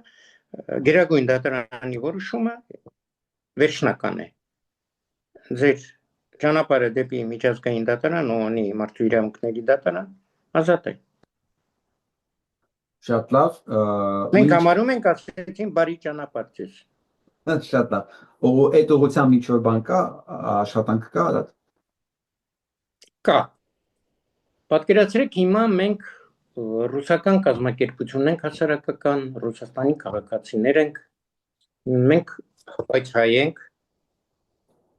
անօրինականությունը մեր նախնիների մեզ հետ է կատարվել, մենք շահառուն ենք այդ իրադարձության, այդ պայմանագրերի զոհեր ենք,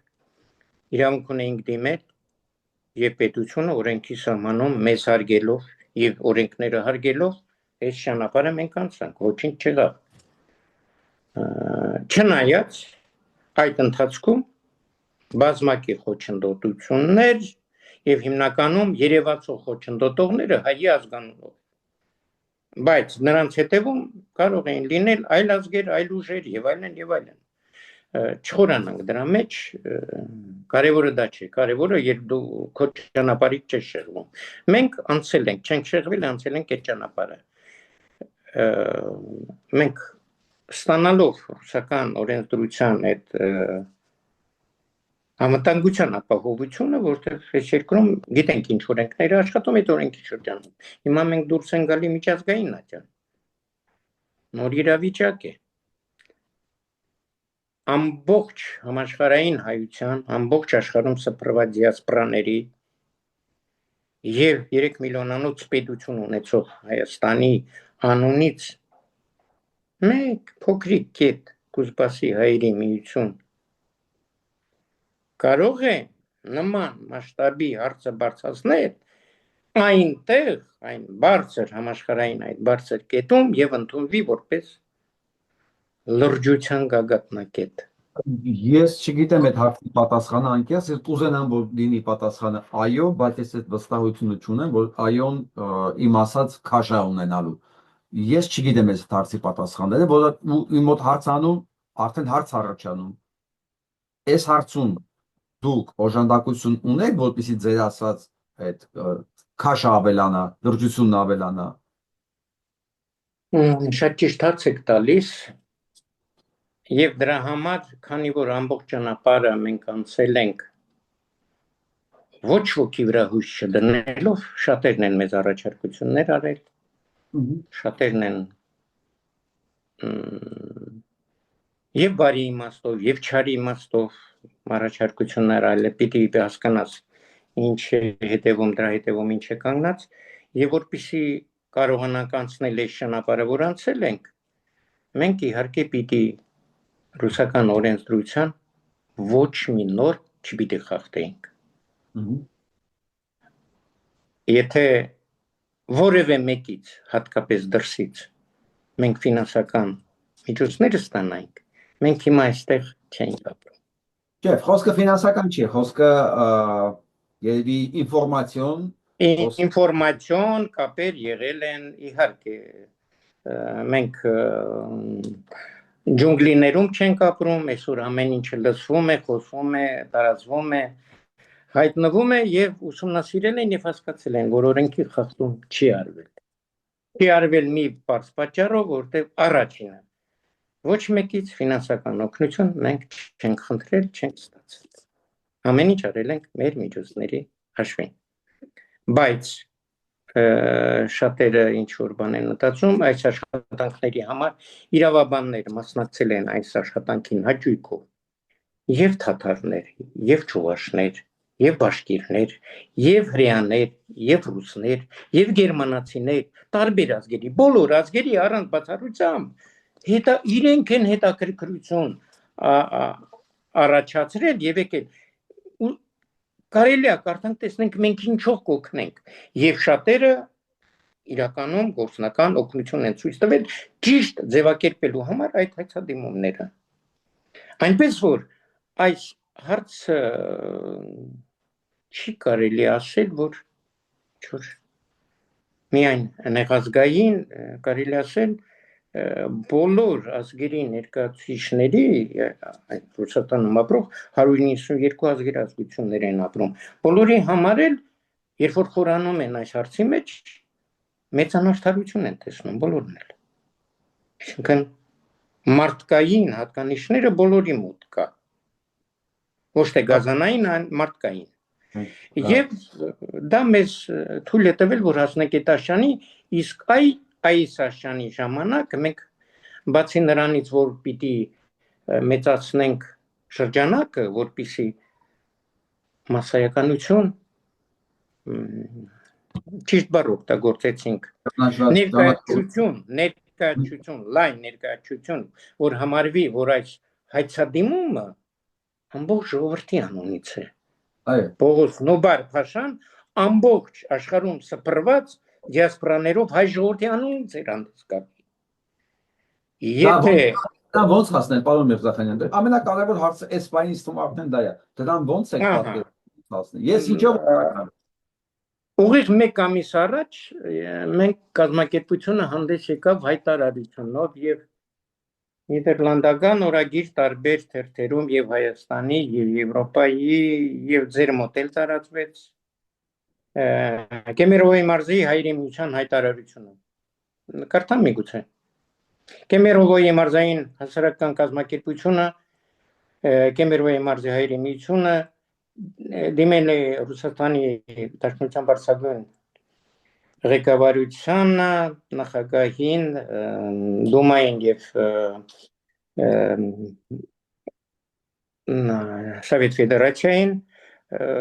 խնդրելով դենոնսացնել Պարսի Մոսկվայի պայմանագրերը, անցել են ռուսական բոլոր էտապները, հիմնավորում են ինչով որ այդ պայմանագրերը կամ առաջի օրվանից անվավեր են կամ հետագայում խախտումներ են նշում ենք, որ իհարկե այդ ընթացքում, այս տարիների ընթացքում, 100-ից ավել տարիների ընթացքում թուրքական կողմը ոչ մեկ անգամ է խախտել այդ պայմանագրերը, եթե գործող են։ Եվ ինչու միջոցներ չի ձեռնարկվել, եթե միջազգային են ինչու ՄԱԿ-ը եւ միջազգային կազմակերպությունները չեն միջամտել եւ այլն, հաշվի առնելով որ մենք անցնելով Ռուսաստանի բոլոր դատականատյանների էտապները եւ մենք պիտի գնանք ՄԱԿ-ի մարդու իրավունքների դատարան, քանի որ հարցը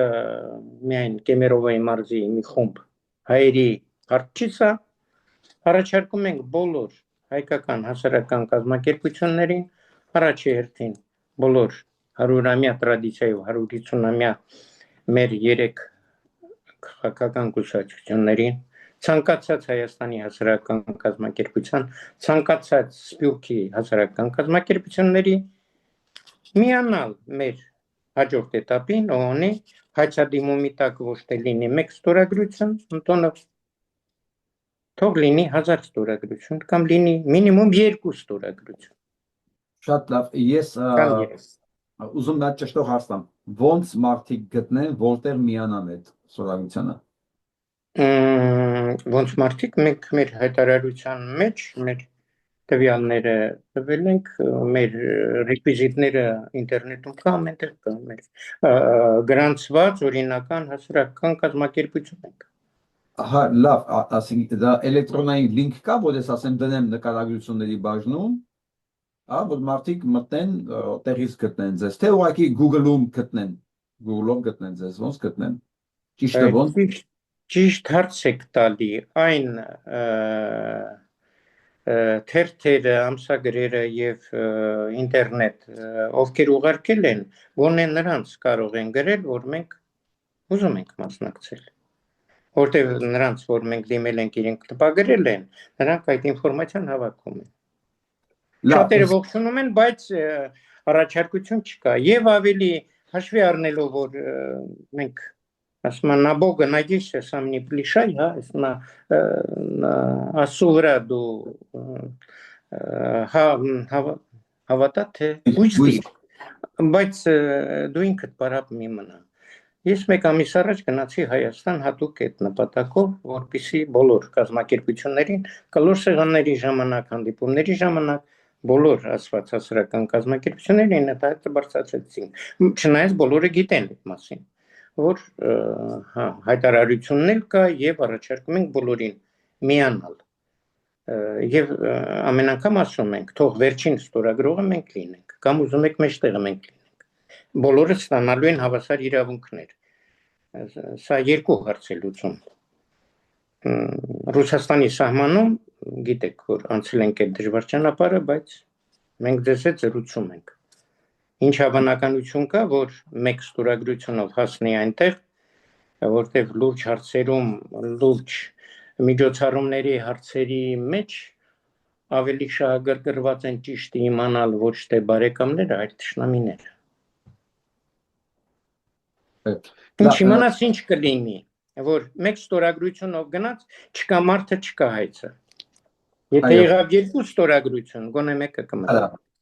Մի անգամից 2, ասենք, չգիտեմ, Ջոն Կիրակոսյանի սպանելը ավելի դժվար է, քան 1 Ջոն Կիրակոսյանի սպանելը։ Ես սենց եմ մտածում, եթե կազմակերպություններ կան, որոնք նայում են, անհատներ կարող են միանալ։ Գիտեք, այ հիմա իմ առջև կանոնակարգն է ինչպես դիմել ՄԱԿ, ունեն ինչպես դիմել, այդ ենք հիմա ուսումնասիրում։ Արդեն 2 ամիս է օգոստոսից հետո այդ հարցն ենք ուսումնասիրում, տարբեր տարբերակներ կա, ասեմ, որ պարզ իմանաք։ Ամենահեշտ ճանապարհը ՄԱԿ-ին դիմելու համար, ՄԱԿ-ի դատարան դիմելու համար, պիտի դիմի ՄԱԿ-ի անդամ պետությունը։ Այսինքն պիտի դիմեր ամենահեշտը մեկ ամսվա ընթացքում կդրվեր նիստի քննարկում Հայաստան պետությունը, որպես հայ ժողովրդի Հայաստան պետություն իրավ հաջող։ Դե ինչ ասենք, մարդիկ ինչքան կարողանում են, այնքան են անում։ Ստիպված, եթե իշխանությունը չի անում, պիտի ժողովուրդը անի։ Ժողովրդի ՄԱԿ-ի դիմելու տարբեր տեսակներ կան։ Կան ՄԱԿ-ի ոչ անդամ պետություններ, բայց ՄԱԿ-ը չի կարող, եթե ոչ անդամ պետությունը դիմում է, նրա հայցադիմումը չքննարկի, բայց նրա քննարկման դժվար ճանապարհ կա։ Պիտի ինչ-որ մի հանձնաժողով քննարկի, գտնի, որ հարցը լուրջ է, դնի անվտանգության խորհրդի քննարկմանը 1-2 աշճան դժվարանում է։ Եթե պետություններ չեն, հասարակական քաղաքական կազմակերպությունները, դրանց 1-2-3 աշճան ավելի է բարդանում դրանց անվտանգության խորհուրդ մտնելը, դատարան մտնելը։ Եթե անհատներ են դիմում, նրանց ճանապարհը ավելի երկար է։ Այսինքն, այդպես պրոցեդուրա գոյություն ունի, կանոնակարգ գոյություն։ Արեք վերցնենք կազմակերպությունները, որ ավելի կոմպակտ լինի։ Հիմա ես առաջարկում եմ գործնական տարբերակ։ Այն կազմակերպության ներկայացուցիչները, որոնք դիտեն այս հաղորդումը, որոնք ուզենան դառնալ այս process-ի մասնակիցը աջակցողի սովորության միանալու կապակցությամբ ձևաչափով, այս թող գրեն որպես կոմենտ իրենց տվյալները, թող են email հասցե, էլեկտրոնային հասցե։ Ես վստահ եմ, որ պարոն Միրզախանյանը կհետևի կոմենտներին եւ ձեր հետ կապ կհաստատի եւ դուք արդեն ուղիղ կապի մեջ լինելով իր հետ կապնեք։ Կամ գուցե ես ձեր ինֆորմացիան թողեմ նկարագրությունների բաժնում, description բաժնում ձեր ինֆորմացիան թողեմ, թող մարդիկ ուղիղ ձեր հետ կապնվեն։ Կամ երկուսն էլ կարող է լինի։ Եթե չգտնենք պարոն Միրզախանյանի այդ էլեկտրոնային տարբերակը միանալու, որտեղ ես չգիտեմ դա ոնց են կազմակերպելու, մենք դա մասին չենք պայմանավորվել։ Կփորձենք դա, եթե դուք դե ոչինչ չգտնեք, ոչինչ։ Կոմենտներում թողեք ձեր տվյալները, պարոն Միրզախանյանը խոստանում է հիմա, որ ինքը կհետևի կոմենտների եւ կապի դուրս կգա ձեր կազմակերպությունների հետ։ Ոչինչ, որ sense պարտականություն դրեցի անկախ ձեր կարծիքը հարցը։ Գործը տենց է։ Դեռ չդրեցիք, որովհետև մենք չընդունեցինք։ Սարկազմողն է քաշում, ես բան չեմ ասում։ Դուք ինքներդ եք նախաձեռնել։ Ոչ, ես արդեն ասեցի մեկ անգամ, որ այս ճանապարհը անցել ենք դրա համար, որովհետև ռուսական օրենքների ոչ մի կետ մենք չենք խախտել եւ չենք մտադրված որևէ կետ խախտելու։ Համաձայն այս process-ը ոչ մի քաղաքականություն չկա սրա մեջ։ Զուտ իրավաբանական հարց է։ Մենք մեր առջև դրել ենք պարզ իրավաբանական հարց։ 2 պայմանագրեր, պայմանագիրը իրավաբանական փաստաթուղթ է։ Օրենքներին համապատասխանում են միջազգային թե ոչ։ Այսինքն մեզ քաղաքական կազմակերպություններ մեզ չի կարելի քաղաքական կազմակերպությունների հետ մտնել հարաբերությունների մեջ։ Մենք քաղաքական դաշտ չենք ուզում մտնել։ Մենք միայն ուզում ենք այս հարցը իրավական ճանապարհով հանգուցալուծում ստանալ։ Շատ բարի, ես ուզում եմ վերաձևակերպել այդ միտքը։ Դուք շատ բան եք մոտենում, շատ անմեղ տեսակետից մոտեցեք, ոչ թե քաղաքական ոչ բան չկա, թե իրավաբանական է։ Թող դա այդպես լինի, բայց այդ իրավաբանական հարցը բերելու է հսկայական քաղաքական հետևանքների։ Արեք այդ անմեղ դեմքով չմոտենանք այս հարցին, որ մենք ոչ մի քաղաքական բան չենք անում, ընդհանրապես իրավական է։ Սա իրավական չի, սա դուք դնում եք երկու պետության գոյության բան կասկած, երկու պետության գոյությունը դնում եք կասկածի տակ։ Մի կողմից Թուրքիայի, մի կողմից Ադրբեջանի։ Սա ոչ քաղաքական չի, պարոն Միրզախանյան։ Այս կարող ենք այսպես նաև ձևակերպել, հա։ Թող այսպես լինի ձևակերպումը։ Հիմա հարցը ուրիշ բան։ Դուք հետո կառաջեք ինձ։ Բայց այդ դեպքում ոչ կազմակերպությունների միանալն է ձեզ, եթե կուսակցությունները չեն, ինչ կազմակերպություններ կարող են ձեզ սոլidarityով միանալ։ Հասարակական այն կազմակերպությունները, որոնք ուստավում իրենց առջև խնդիր են դրել տասնամյակներով եւ ավելին կամ մի քանի ամիս միայն զբաղվել այս երկու պայմանագրերի հարցով, Վիլսոնի իրավարար վճռի հարցով, իրավարար վճիռը գործողության մեջ դնելու հարցով, Արևմտյան Հայաստան, այսպես ասած, կազմակերպության գործողության մեջ դնելու հարցով։ Եվ պատասխանը ձեր հարցին, որ միամիտ ենք ձևանում, մենք միամիտ չենք ձևանում, իրականում միամիտ ենք, որովհետև իրավական հարց է, այն երևակայությունը, որ այդ իրավական հարցին կարող են հետևել սարսափելի քաղաքական հետևանքներ, դա մեզ չի հետաքրքրում։ Թող գլուխը ցավա այն մարդկանց, որոնց գլուխը կցավա հարցի այս պատասխանը իրավական ճանապարհով ստանալուց հետո։ Այնտեղ մենք այն դաշտը, այդ ֆանտազիայի դաշտի մեջ մենք չենք ուզում մտնել։ Այնտեղ արդեն իր սահուն այդ ճանապարհը օրենքի ճանապարհով կգնա։ Էլի առաջնային կդառնա օրենքը։ Պարզա։ Ես գիտեմ, որ դու կենտրոն եք ուզում բացել, ճիշտ է, Հայաստանում Վիլսոնյան իրավարար վճռի հետ կապված բաներ քննարկելու հետ կապ։ Ճիշտ է։ Ուրեմն ասեցի, մեկ ամիս առաջ ես եղա Հայաստանում եւ հասկացա, որ այսպես սկզբից ոգևորություն, հետո սառը եւ արդեն ունենալով փորձ, եթե դու ձեռքերդ քշտած մի գործը չես վերցնում դու ինքդ անում, ոչ մեկը քեզ չի օգնի։ Այո։ Ահա, դրա համար որոշեցի, որ այ հիմա մոտորերից պիտի գնամ Հայաստան, որպեսզի հասարակական կազմակերպություն բացարձակ կոնկրետ անվանումով Վիլսոնյան Հայաստան հասարակական կազմակերպություն, որի ուստավում գրված կլինի խնդիրը միայն մեկն է։ Այս պայմանագրերի չեղել հայտարարել, Վիլսոնի իրավարար վճիռը դնել գործողության մեջ եւ ուրիշ ոչինչ։ Այն հետևանքները, որի մասին ասում եք, չի լինելու այնտեղ։ Մեկ ուրիշը կարող է դրանով զբաղվել։ Ձեր ստացած պատասխանը դատարանների ազգործնախարարի կողմից, գերասենյակի կողմից ինձ մի բան է հուշում, որ այո մենք գիտենք, որ դա անօրինական պայմանագիր է, բայց դրա քննարկման պահը այսօր չի, բայց դա կդառնա քննարկման թեմա, երբ որ էլի մենք խնդիր կունենանք Թուրքիայի հետ, ինչպես 46 թվականին, ինչպես 2016 թվականին կարծեմ, երբ որ թուրքերը խփեցին ինքնաթիռը ռուսական, հիշում եք, միանգամից հաջորդ օրը Կարինե Գևորգյանը դուրս եկավ եթեր եւ խոսեց, որ Թուրքիան քանդելու համար ընդհանրապես պետք է դիմել Վիլսոնյան իրավարար վճռի իրականացման համար։ Այսինքն, այս մենք պահում ենք մեր գրպանը որպես յաթաղան թուրքական պետության գլխին, ու այսօր դեռ դա իջացնելու ժամանակը չի։ Դուք եք սա հասկանում տեքստի մեջ։ Շնորհակալություն հարցի համար, ինչպես ես խոստացել էի եւ նշեցի սկզբում, որ գոյություն ունի հանրահայտ հռչակավոր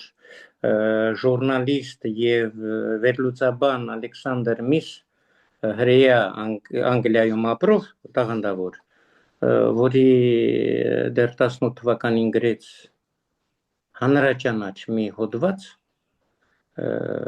լայնածավալ, որի վերնագիրն էր հայկական հարցը օգտագործում են բոլորը, բացի Հայաստանից։ Եվ մեր որոշ հեղինակներ վերցրեցին, արտատպեցին, իբր թե իրենց մտքերն է դա առաջինը տաղանդավոր մարդն է ասել, եւ ձեր ասածը այդ սերիայից է, եւ մեր աշխատանքը պիտի նպատակ ունի ապացուցել, այսինքն հասնել նրան, որ այսուհետև հայկական հարցից կարողանան օգտվեն հայերը եւ հայ ժողովուրդը եւ ոչ ես հիշեցնեմ, որ այս կառավարություն կոչվածը հայտարարեց, որ քանի որ Հայաստանի հայկական հարցը դարել է բոլորի համար շահարկման թեմա, դա տարբերակը ոչ թե որ հայկական հարցը ծառայի մեզ, այլ հայկական հարցը ընդհանրապես գոյություն չունենա։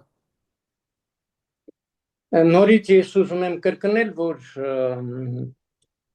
իզուր ենք անընդհատ վիրավորում, իզուր ենք անընդհատ պահանջում այն, որ հնարավոր չէ, դուք պատկերացրեք, մեռելից ինչ որ բան ես ուզում, հա? Եթե մարդը ընդունակ չէ, դուք ինչ եք ուզում, եկեք թողնենք հանգիստ մնա իրեն տեղում։ Եթե նա չի անում, բայց խնդիրը մերն է, ամբողջ հայ ժողովրդինն է։ Եվս նորից հիշեցնեմ, ինչպես վարվեցին դաշնակները 21 թվականին Ավետիս Ահարոնյանի դեմքով, իհարկե Ավետիս Ահարոնյանին ղեկավարում էին, ես հուշեցի ովքեր, բացառված չէ, որ այսօր էլ նույն իրավիճակն է, պատմությունը կրկնվելու հատկություն ունի։ Նույն իրավիճակն է, այդ մարդիկ ուրիշ բան ի վիճակի չեն անելու։ Մենք պետք է մեր ձեռքերը կշտենք և լծվենք այն աշխատանքին, որը պիտի բերի մեզ հայ ժողովրդին, այս աշխարհասփյուր տաղանդավոր հայ ժողովրդին, որը բոլորը վախում են, բոլոր ազգերը և պետությունները վախում են հայերի համախմբվածությունից, որտեղ մեր համախմբվածությունը ատոմային ռումբից էլ ավելի մեծ արժեք ունի։ Դա ապացուցեց սովետական տարիների այն մակարդակը գիտատեխնիկական, որ Հայաստանի Հանրապետությունն էր, ոչ մի սովետական միության պետություն այդպիսի զարգացման աշճան չուներ։ Մենք չիպեր էինք արտադրում այն գործարանում քիչ հաղորդիչների հատուկ արտադրությունը, մենք չիպեր էինք արտադրում դեռ 40 տարի առաջ։ Որտեղ էր Սինգապուրը, չկար, ոչ մեկը չէր արտադրում, ամբողջ սովետական միության ռակետային տեխնիկան չիպեր էր ստանում Երևանից, Հայաստանից, ամբողջ արտադրվում էր Հայաստանում, և այն էլ ինչու էին այդքան գիտահետազոտական, գիտական տեղավորվում այդ կազմակերպությունները Հայաստանում, որտեղ նման գործարանները կառուցվում էին սովետական միության այլ քաղաքներում, 1-2 տարի էֆեկտ չէր տալի, ստիպված արագ տեղափոխում էին Հայաստանում և հայ ժողովուրդը իրեն պոտենցիալի հաշվին տալիս էր այդ արդյունքը։ Բայց հաջորդ իշխանությունը շատ արագ մինչև կարողացավ հիմնահատակ ավերել և ուր տանել առաջերտին Թուրքիա մեր բարեկամին, ինչպես ոխերին բարեկամին։ Ես մեզ դիտողներին ուզում հիշեցնեմ, ինչի մասին խոսում պարոն Միրզախանյանը, դա արագ թափով սկսեց իրականացվել հենց պատերազմի ժամանակ։ Հենց այդ մեծ գիտական հիմնարկները, Գիտության ակադեմիան, Մերգելյան ինստիտուտը, բոլոր մեծ գիտական այդ հիմնարկները սկսեցին կառուցել հենց պատերազմի ժամանակ։ Ու դրանից հետո, որովհետև հենց այդ ժամանակ էր պարզ, որ Հայաստանում կա ռեսուրս, կա գիտական ռեսուրս, մարդկային ռեսուրս, որտեղ մենք այն ակադեմիկների քանակը որ ունեինք, ոչ միտեղ չուներ այդ փոքր պետությունները, այսինքն Բելարուսիա, Ուկրաինա հնարավոր չէր, Ռուսաստանը վտանգ էր, ուր են մնում, ոչ են տանելու Ադրբեջան կամ Ղազախստան կամ Թուրքմենստան։ Դա կարող է լինել Հայաստանը, նույնիսկ Հայաստանում դա չարեցին, հասկանալով հանդերձ, որ գիտական ռեսուրսը, գիտական ակադեմիան սկսել է բացվել այդ պատերազմի ժամանակ Հայաստանի Հանրապետությունում։ Սա նշանակում է, որ եթե մի կոմիտասը ոնց է ասում, եթե սաս գծնել է կոմիտաս, էլի կծնի։ Այո, և ձեր միտքը շարունակեմ, առաջի հաշվիչ մեքենան Նայիրին Հայաստանն է ստեղծել։ Առաջին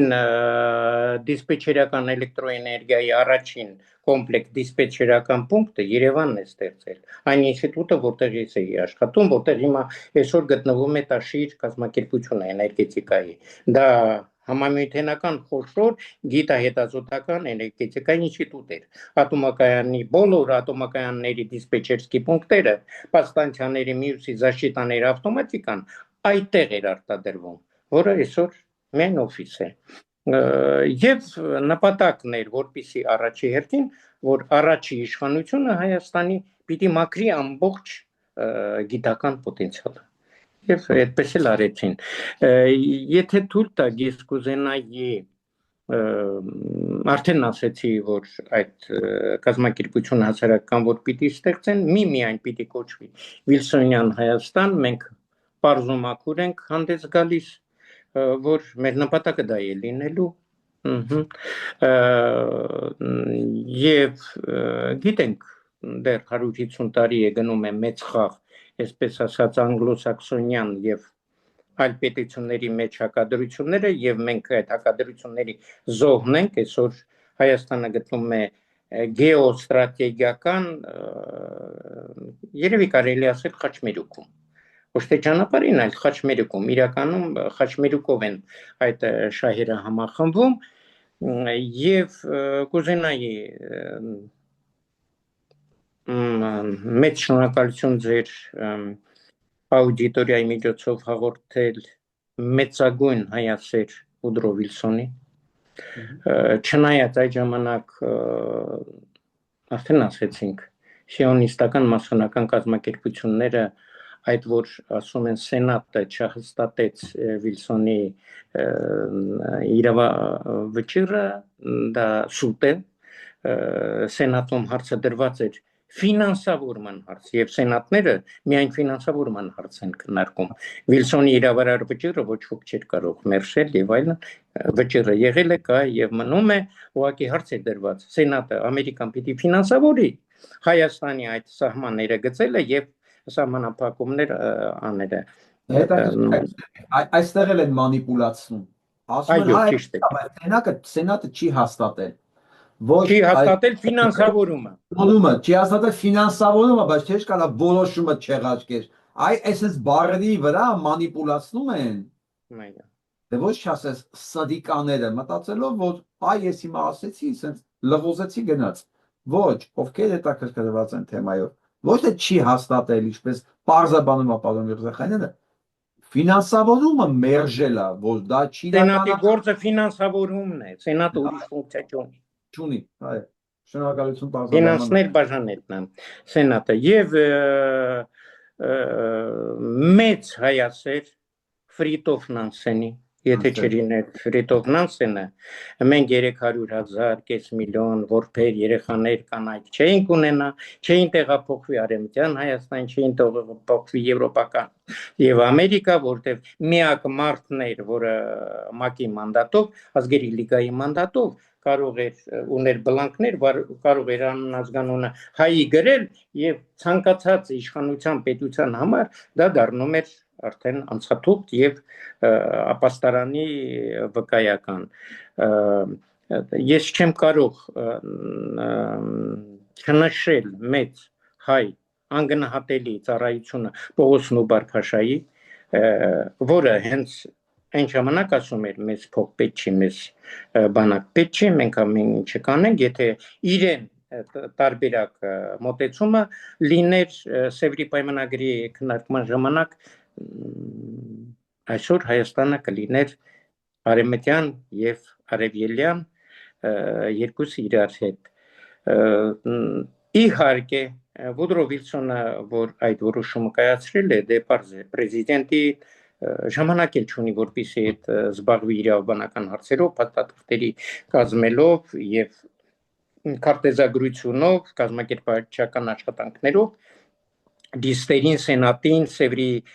հանձնաժողովներին մասնակցելու այդ բոլոր աշխատանքները չգիտեն, մտածում են, թե դաշնակներն են արել, դաշնակները ոչինչ չեն արել, դա կազմակերպել է այդ ժամանակվա ամենահարուստ Վահան Քարդաշյանը, միջազգային իրավունքի լավագույն մասնագետը այդ ժամանակվա Ամերիկայի, որը մոտ էր ամբողջ իշխանությանը և Վիլսոնի հետ ուղիղ այդ աշխատանքը ղեկավարել է նա, իրեն ամենահարուստներից մեկն է եղել, իրեն վերջին կոպեկը դրել է հայապահպան այդ աշխատանքի վրա։ Դա հիմնվեց Հայդատը, որը մերժեց Քարտաշյանի ձևակերպումը եւ փոխհատուցումից անցավ ճանաչմանը։ Այո, եւ վերջին մեծ հայուհին, որի մասին ես կուզենայի, որ մեր ունկնդիրների իմանան, որը եւ մի քանի անգամ հեռավոր Ճապոնիայից մեկնել է Վիլսոնի մոտ եւ այդ ստատուսը ուներ, Դիանա Աբգարը, հանրաճանաց մետահարուստ ամուսին։ Ինչպես դեսպանը, այո, առաջին կին դեսպանը աշխարհի։ Դիանա Աբգարը, որը անձամբ մոտ է եղել Վիլսոնի հետ, անձամբ մի քանի անգամ եկել է, խնդրել է հայկական հարցի համար, անձամբ օգնել է, ֆինանսավորել է Քարդաշյանի հետ միասին, որպեսզի այդ բոլոր աշխատանքների ժամանակին կատարվել են, բայց չեն եղել, ճիշտ նկատեցիք, որտեղ երբ որ որոշ հայեր ամեն ինչ արել են, որպեսզի հարցը բարձրանա ստանա լուծում, միշտ մի քանի այլ տեսակի հայեր անպայման պիտի այդ աշխատանքը փչացնեին եւ որը արել են։ Եվ այդ աշխատանքներին շատ են օգնել, ասեցի, Ջոն Կիրակոսյան, Յուրի Բարսեղով, Արման Կիրակոսյանն է շարունակել, Ջոն Կիրակոսյանի իմիջայլոց Արման Կիրակոսյանը հասցրեց իրեն հոր երազանքը կատարել, դարձրեց այդ անվանումով, վերնագրով գիրք եւ ավելի մեծացրեց, ապացուցեց այդ փաստը, որ 8-րդ գլխում էր եւ Ռայմոն Գևորգյան, Ռիչարդ Հովանեսյան, Արապապյան, Աշոտ Մելքոնյան, Ռուբեն Սաֆրասյան, բոլորին համարյա ասեցի, Օրդուխանյան, Ալեքսանդր Մանասյան, Ռուբեն Միրզախանյան, այդ բոլորը մեծ հայրենասիրական աշխատանք են արել, որոնց մենք օգտվել ենք, բոլորին երախտապարտ ենք, գոյություն ունեն, գիտեք, 3 հաղթասարական կազմակերպություններ, Արմենիան Հայաստան կոչվող, նրանք էլ ինչ որ բաներ անում են, կարող են միանալ, որտեղ իրենց ուստավներում հիմնական նպատակը դա է, գործնական էտապում կարող են միանալ, եւ վերջին միտքը որ կուզենայի արտահայտել, որ մենք իզուր ենք ամենտեղ մեղավոր ճանաչում կամ Հայաստանի կառավարությունը կակ մեկ այլ ուրիշ կառավարության կամ մեկ այլ ազգի ենք մենք համարում այս ազգն է մեղավոր որ մենք այս վիճակում ենք կամ այս կրոնն է մեղավոր որ մենք այս վիճակում ենք եկեք մենք ազնվորեն խոստովանենք եւ ընդունենք մեր վրա մենք որ մեր բոլոր դժբախտությունների հիմքը մենք ենք մեր միամտությունն է մեր դյուրահավատությունն է մեր անգրագիտությունն է, որտեղ մենք օրենք չսիրող, օրենք չպահող ազգ ենք եւ մեր այսպես ասած ֆինանսական էլիտայի ագահությունն է եւ պատահական չէ ելնելով սրանից առաջի հերթին յենիչերները հարուստ հայերի տներն էին եւ ընտանիքներն են կոտորում եւ տոնաները ոսկիներ եւ փողեր էին հնում որտեղ իրենց հարստությունն է պետք պատերազմը դա առաջին հերթին տնտեսական թալան է գենոցիդը հետևանք էր այդ տալանի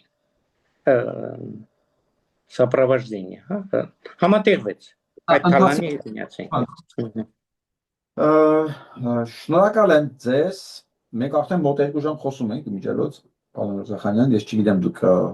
ես չեմ հոգնել թեման հետաքրքիր է Եթե օգուտ կտա, ուղղակի կուզենայի ասել, որ ասեցի, որ մենք չենք ուզում ոչ քաղաքական ասպեկտ տեսնել այս հարցի մեջ, զուտ մաքուր իրավաբանական,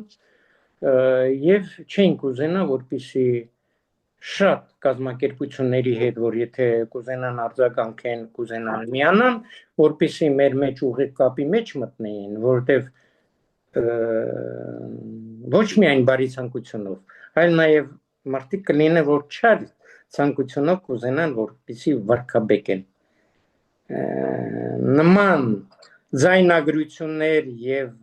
գրություններ մենք չէինք ուզենալ որ կապնվեր մեր գործնեության հետ Մենք Շատ լավ։ ուզում ենք մտնել ՄԱԿ-ի դատարան շուտ օր առաջ եւ մաքուր տեսքով, որպես իրավաբանական փաստաթղթի վիճաբանողներ։ Վերջինը ասեմ, որ լավ, շարունակեմ։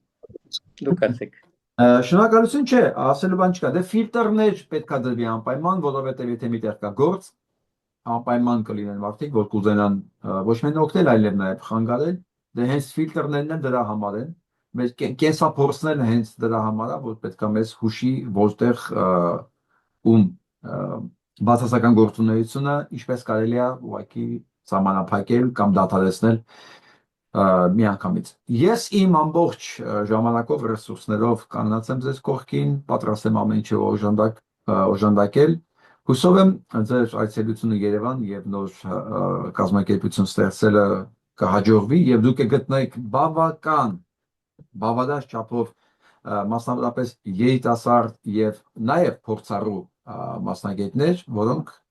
կմիանան այդ ծրագրի իրականացման շուրջ։ Այսքանը կասեի, ավելացնելու բան ունեք։ Եվս մեկ անգամ ուզում եմ ձեր աուդիտորիային ասել, մեր ամբողջայության ասել, որ մենք միևնույն է գնալու ենք, մենք չենք, այսպես ասած, ճանապարհի մեծ մասը անցել ենք, հետ չենք վերադառնալու, ավելի վտանգավոր է հետ վերադառնալը, քան առաջ գնալը։ Մենք մտածում ենք, որ լավ վերջանալու, բայց մեր մտածելը մի բան է, անցնող ճանապարհը ելքը ուրիշ բան է երևում։ Խնդրենք, ովքեր չար մտքով են ուզում մեր հետ այսպես հարաբերությունների մեջ մտնել, թող չմտնեն, թող չմտնեն, մի հեռու մնան մեզանից, ովքեր բարի մտքերով, մենք միշտ կարող ենք մեր մտքերով կիսվել, բայց եւս մեկ անգամ մեզ ֆինանսական օգնություն պետք չի, մեզ չի կարելի դրանով զբաղվել, Ամերիկայում լոբիզմը պետական օրենքով պահպանվում է, մեր երկրում լոբիզմը չի համարվում օրենքի սահմանում եւ կարող է այլ կերպ ներկայացվել։ Նման մարդկանց մենք ասում ենք ավելի լավ է մեզ մի խանգարեք, մեզ օգնել պետք չի նման ձևով։ Եվ շնորհակալություն։ Բոլորիս առողջություն, հաջողություն, մինչև ինձ թվում է ամեն ինչ լավ է լինելու, ամենակիչը կպարզվի, մենք դրական արդյունք անպայման կունենանք։ Եղավ, ցանկացած երկար ճանապարհ սկսում առաջի քայլերից, իսկ եթե ուղղությունը առավելևս ճիշտ է, ոնց ուզում ալի մի տեղ կհասնի։ Շնորհակալություն ձեզ Վախենյան, լավ մնացեք։ Դե դիտողներին շնորհակալություն նույնպես անպայման տարածեք, գրեք ձեր կարծիքները։ Այսօրվա համար այսքանը։ Ձեզ շնորհակալություն, պարոն Հակոբյան, առողջություն, շարունակեք, տակ ձեռք։ Շնորհակալ եմ, հաջողություն։